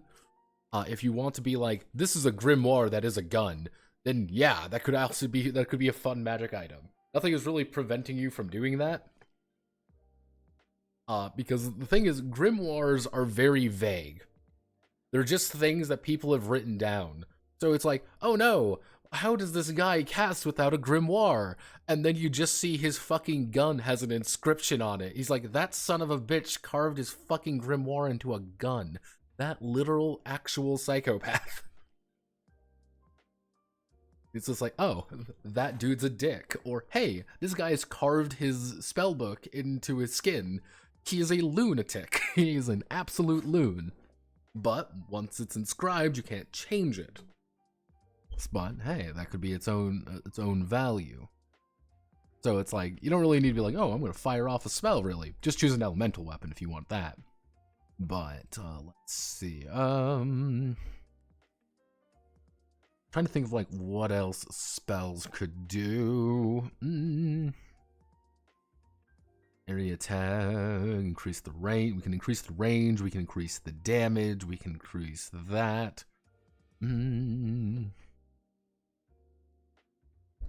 Actually,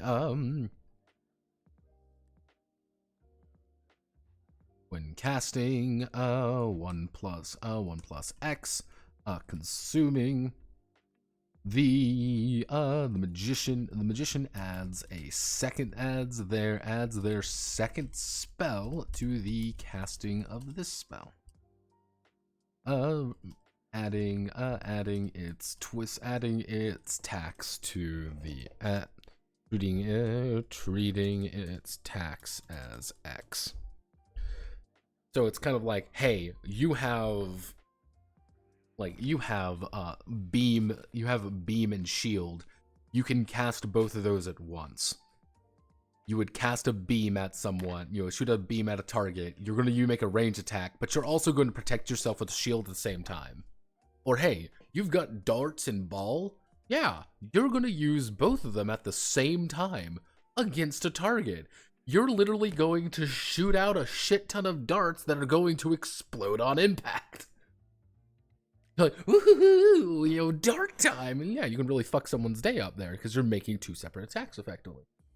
But you're trading out damage. Instead of making +3 SL, at 3 at plus SL damage, you are instead going to be making one range 1 SL attack and one range 2 SL, 0 plus SL damage, which isn't a lot, but I don't want it to be a lot because you get a lot of...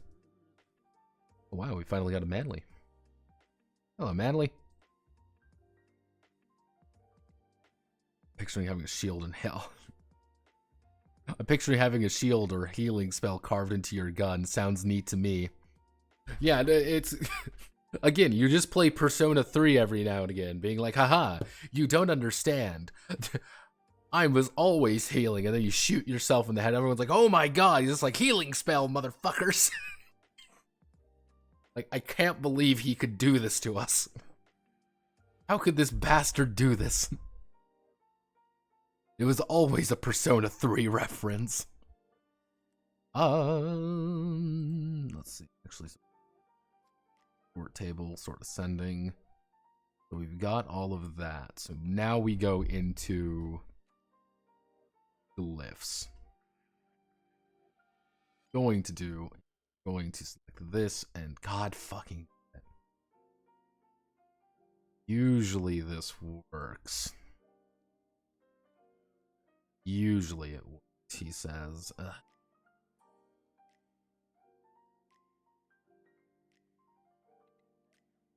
I literally know it's because the table is a little bit weirdly sized, and because the table is weirdly sized, it's like, no, this does not exist, this has never existed, this will never ever not exist, and why are you pretending that it will? Cope and seethe. Cope and seethe, XL Cell. I'm like, damn it. How does they keep getting away with it? How does this keep happening to me? Okay, a glyph. Final part of the final part of a spell is the glyph. Actually, I forgot about one, which is going to be There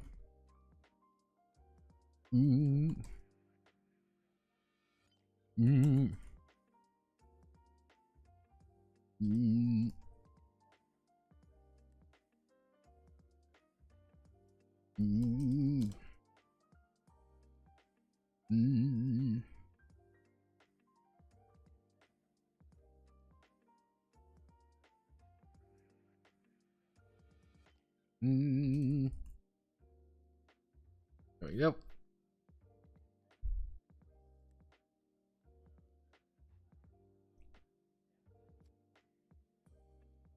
Yeah, untaxed. You can technically take untaxed 3 times, which there's no reason you shouldn't take untaxed 3 times if you have it, because that effectively makes any of this shit for free. The problem is, you can take any of this shit for free, and you've reduced the tax down to 0, effectively, on any of these things. The issue is, you've now not really done anything with it. You have not accomplished anything. Nothing has been done necessarily. Actually, you know what? I can make it consuming. Why do I make this consuming? Because if I make this consuming, it's effectively saying, hey, you get a -1. A bunch of combat spells are now free. However, you can't do anything now. They're not as valuable. That's kind of the issue. So a glyph. Final part of spells is the glyph. A mystic symbol which the spell will cross through through and impart a number of valuable effects to change its nature. After the glyph has been chosen, the spell will fire off, and the effects will be known. Only a single glyph can be chosen at a single glyph can be chosen at a time. Actually, when using when casting a spell, the glyph being used will warn any caster of what it is. Actually, glyphs are universal and fairly well known among the quote magical community. Footnote. Hocus pocus and neo-Victorian parlor clubs. Neo-Victorian parlor clubs. Which will almost always give away what the spell is going to do. Not using a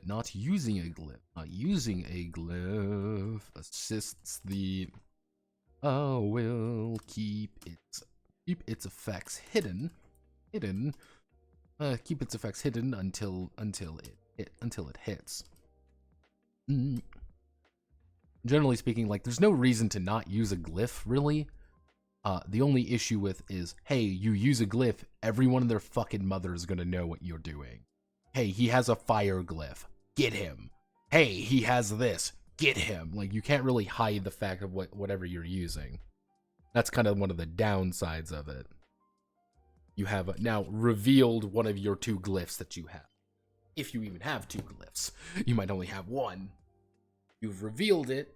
Now that you've revealed it, now everyone's going to know what you're doing with it, and everyone's going to call you cringe. Because you are a, and I do quote this nicely, a cringe nene baby.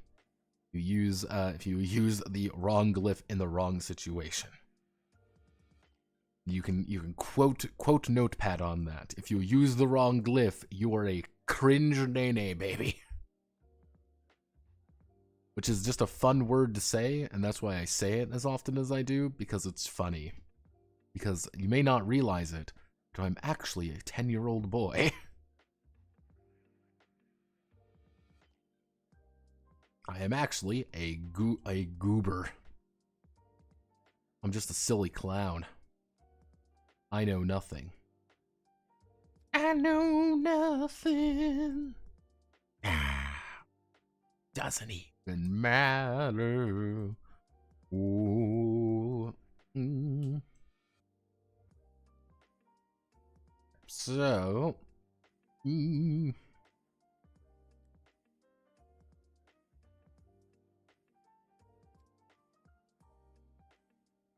So, glyph.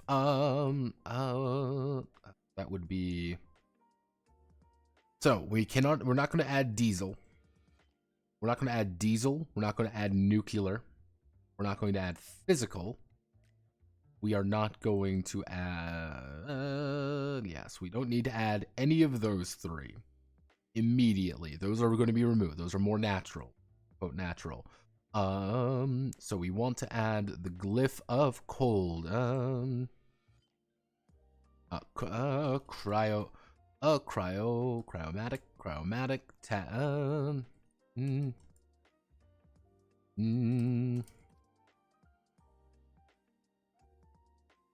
Spell now deals cold damage. X. The spell now deals curse damage, which for critical effects is fairly important. Latin for electricity. electric.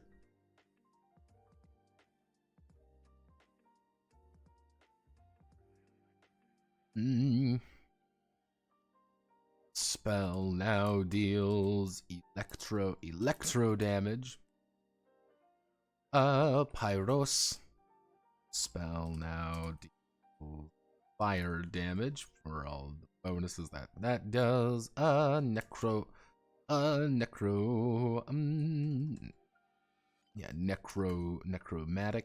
Necro.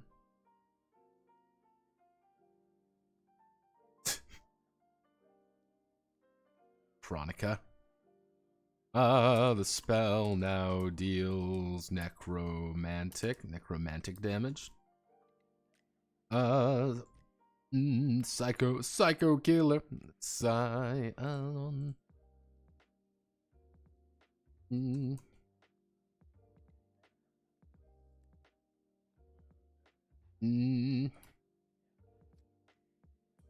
Esper symbol. The spell now deals psychic damage. Spell now deals psychic damage. Illuminated. Spell now deals illuminated damage. Not illuminated. Does now deals radiant damage. Manifested.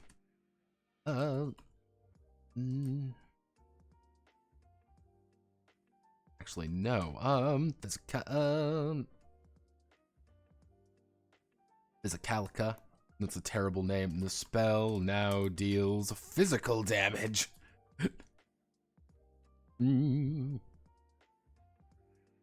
Not diesel, though.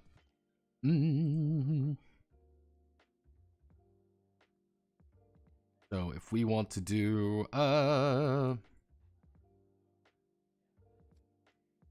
Hellfire, the condition inflicted is the aflame inflict the aflame condition. Agonizing, inflict the agony condition. Agony condition.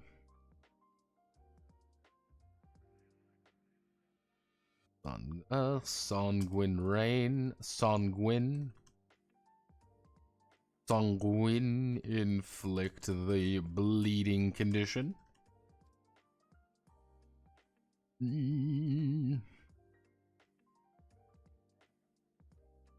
Lux inflict the blind condition, because get it, it's Lux, it's light, and you cannot see anymore.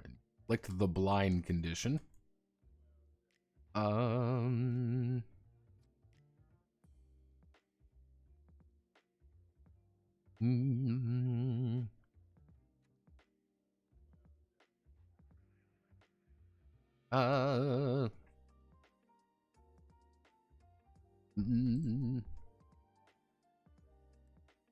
Symbol of will. Actually, yeah, no. Symbol of will. Bestow the bullish condition.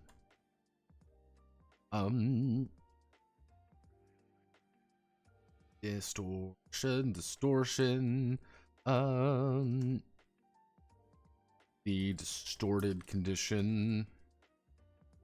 Vampirus inflict the drained condition.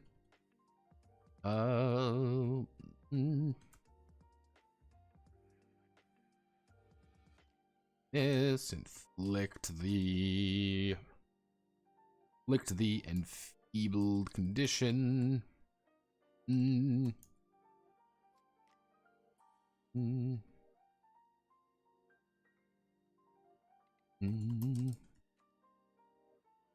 Hercules, inflict the bestow the immortal condition. Bestow the immortal condition.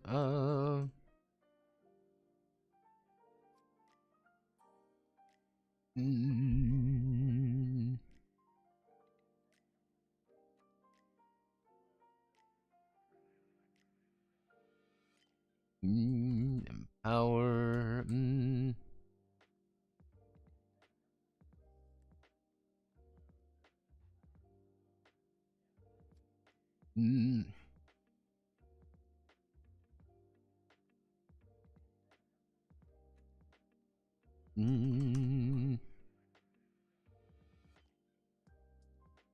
Wiccan synonym. Wiccan synonym. Accelerate.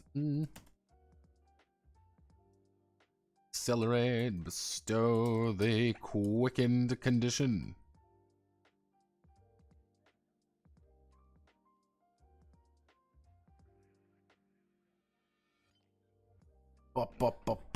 God's silliest word processor writing his silliest games. What if I want to cast nuclear bomb? What if I want to cast nuclear bomb? Well, that's the thing. You wouldn't be able to cast that as a magician. You cannot cross the atom. That is a human thing. However, you can also just pick up a nuclear grenade and throw that. I cast a nuclear bomb, otherwise known as grenade launcher.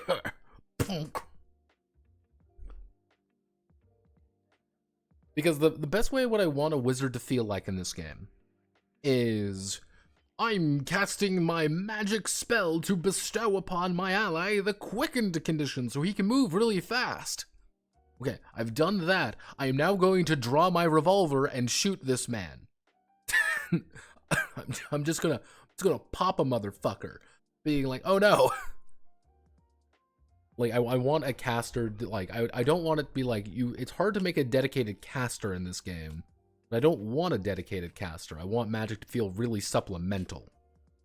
Being like, you're a cool person because you are a caster. You know, because, you know, this is something that you've dumped time into to be like, hey, I can use my grimoire and actively use spells now because I am a trained magic man. But trained magic man should also be able to rip his shirt off and go Saxton Hale on a fucking bear if he feels like. Yeah, it's like, oh, I'm using my magic to blow your penis off, but I'm also going to just beat you to death with my bare hands and bare chest.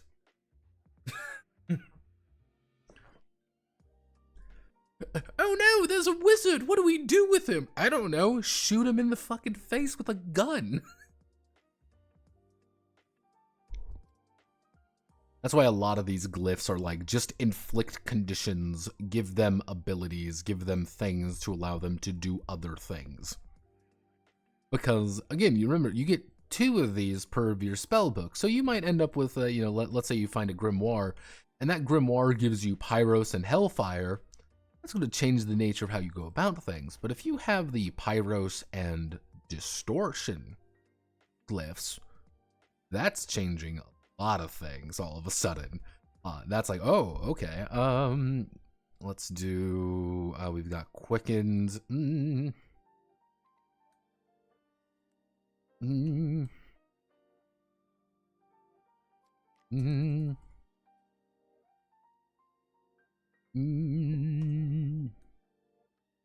The resist, it would be Cold, Curse, Electro, Fire, Necromantic, Psychic, Radiant. Psychic Radiant. Condition. Inflict the weakness. Weakness. Inflict the weakness. Cold, Curse, Electro, Fire, Necromantic, Psychic, Radiant. Condition.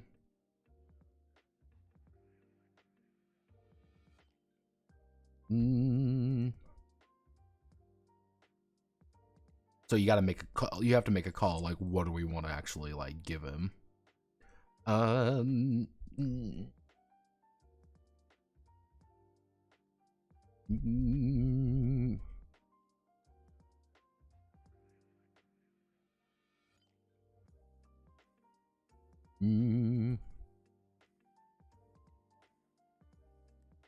glow condition.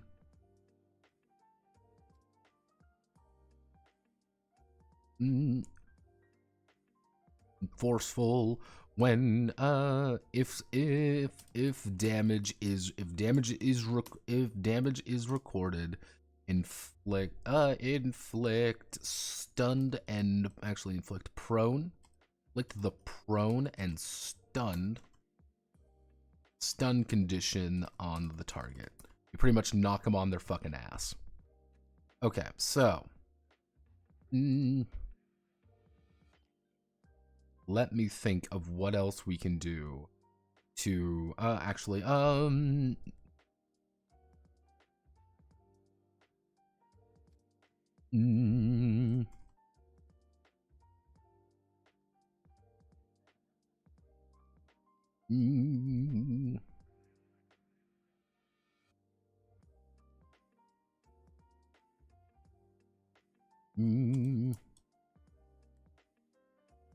when casting a spell, deal 1d damage, 1d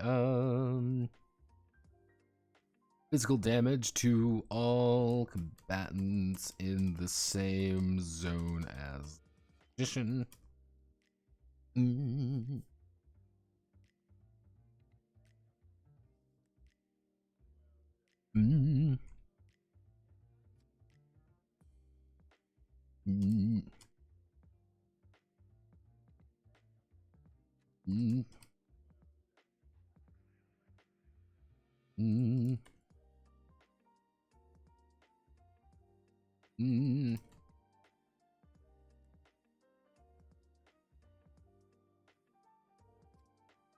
Cast spell second time without this glyph.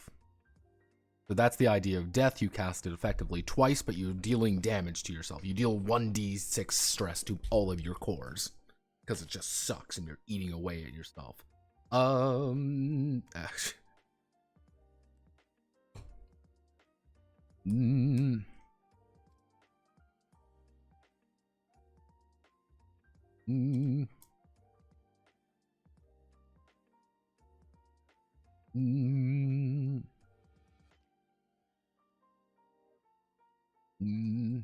Actually, nah.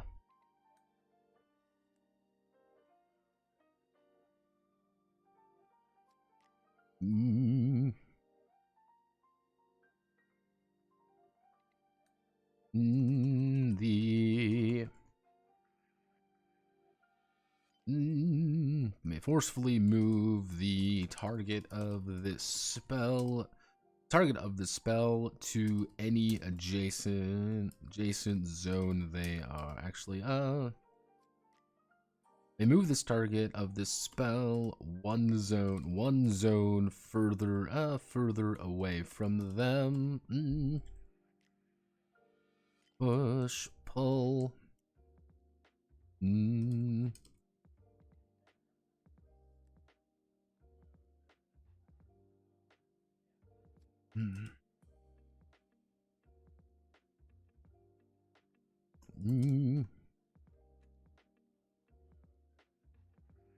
Actually, if this spell successfully downs a target, they are completely eviscerated in a horrifying display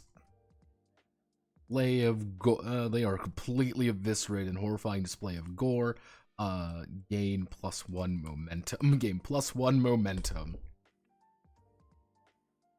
I cast testicular torsion. The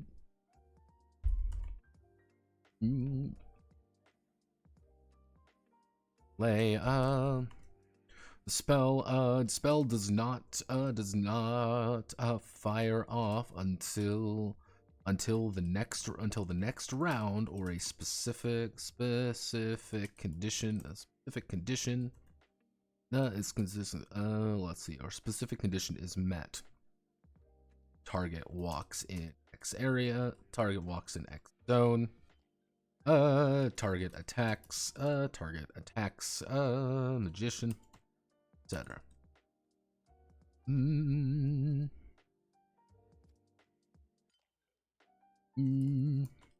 First crown. The magician. The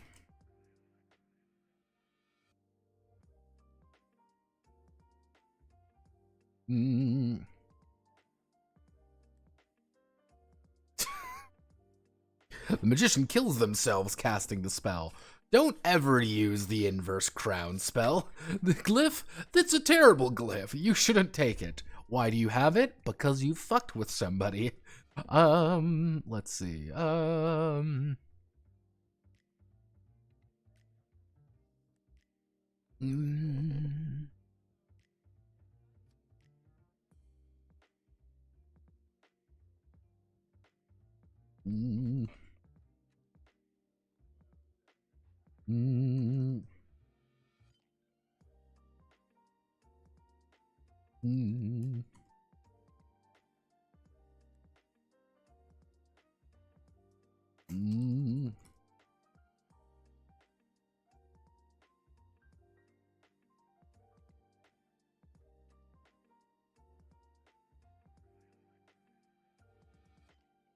Magician spell doesn't actually do anything. They don't roll for the tax at all, but instead everyone thinks it happened.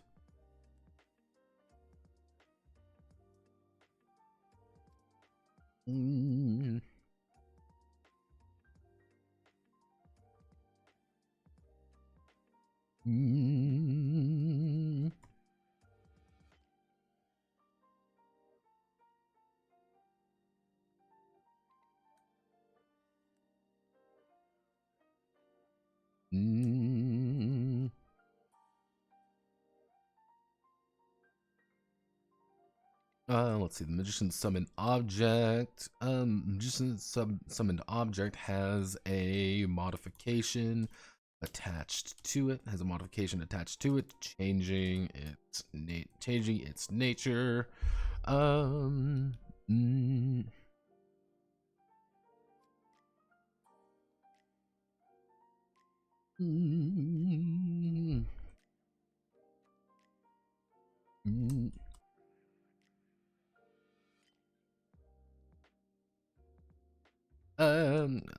The effects of the spell will automatically apply to the magician as well as the target.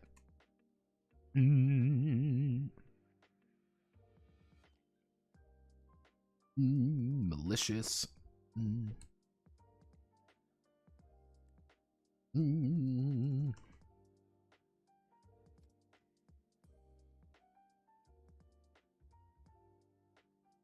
Injures a target. They take an additional 1d core damage. Yep. If you roll no successes, it's entirely possible to have like just 0 successes. Like you just get fucked. Like you get nothing. But yeah, that's kind of the idea. Is like, yeah, you've spent all this thing, you've done it. So let's so we're gonna go here, accelerate. I'm going to say accelerate's a good one, so it's going to be 2. It's going to be 2. Backfire is going to be 2. Blasting is going to be 1. Chromatic is going to be 1. Death is going to be 2. Delay is going to be 3. Extortion is going to be 2. Empower is 2. Esper is going to be 1. Feeble is actually, Feeble is going to be 1. Fool is going to be 0. Because again, you don't roll for anything for the Fool. Forceful is fine. Hellfire, inflict the flame condition, 1. Hercules, beside the immortal condition, 3. Hex, does curse damage. Illuminate, does radiant damage, 2. Actually, no, it'd be 1. Oh, no, didn't mean hit that. 1, 1, 0. Kills themselves casting the spell. We'll say -7 on inverse crown. 1 damage. Inflicts the blind condition. 2. Malicious. Injures target. They take a +1d. Actually, the target takes an additional 1d. Mental core damage. 2, 3, 1, 1, pull. Actually, I'm going to say that's going to be 1, 1, 1, 2, 3. Resistance, 2. Sanguine, 1. Vampirous, 2. Volt, 2. Weakness, 1, 2. Wait, inflict the slow condition, 1. Stop the bulls condition, 2. There we go. So, we want to cast a spell. So, everyone, we're going to cast a spell. We're going to cast darts. Darts, and that darts has attacks of 1. We are going to say, hey, we've got a gesture. We are going to, in fact, we're going to add the mentat tag. So we're going to do the mentat tag. So our dart's going to target your mental core. And we also have the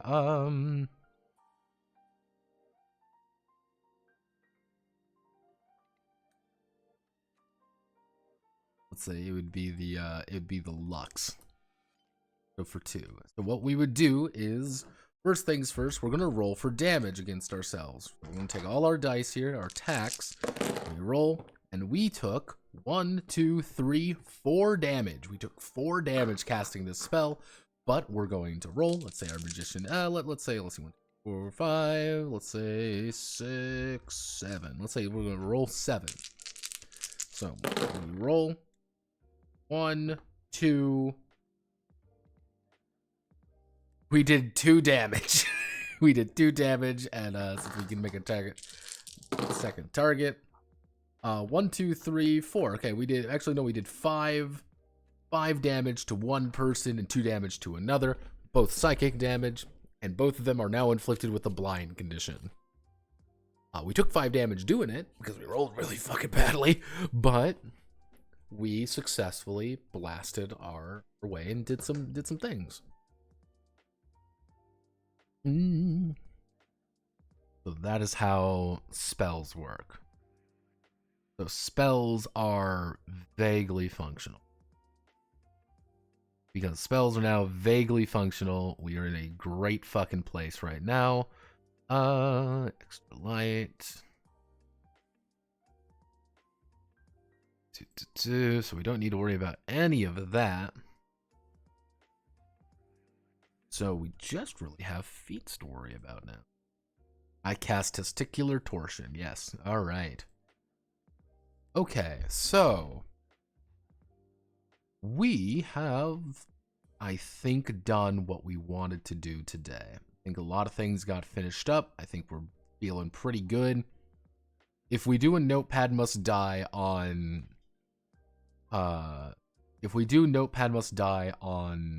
Wednesday, we could probably finish the whole thing. I'm feeling good about that. So I'm going to call it there. Thank you all for watching. Godspeed, good luck. Love you all. Kissu, kissu. You know the rest. If you have any further questions, feel free to reach out. You know where to find me. Love all of you. And Manly didn't get shot this time. So good job, team. Wednesday I will be back as always.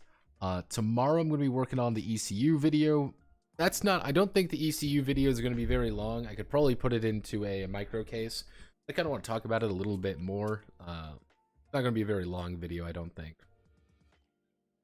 Because I don't really need it to be a very long video. But, alright. Ooh. Let's go make dinner. Food, bye.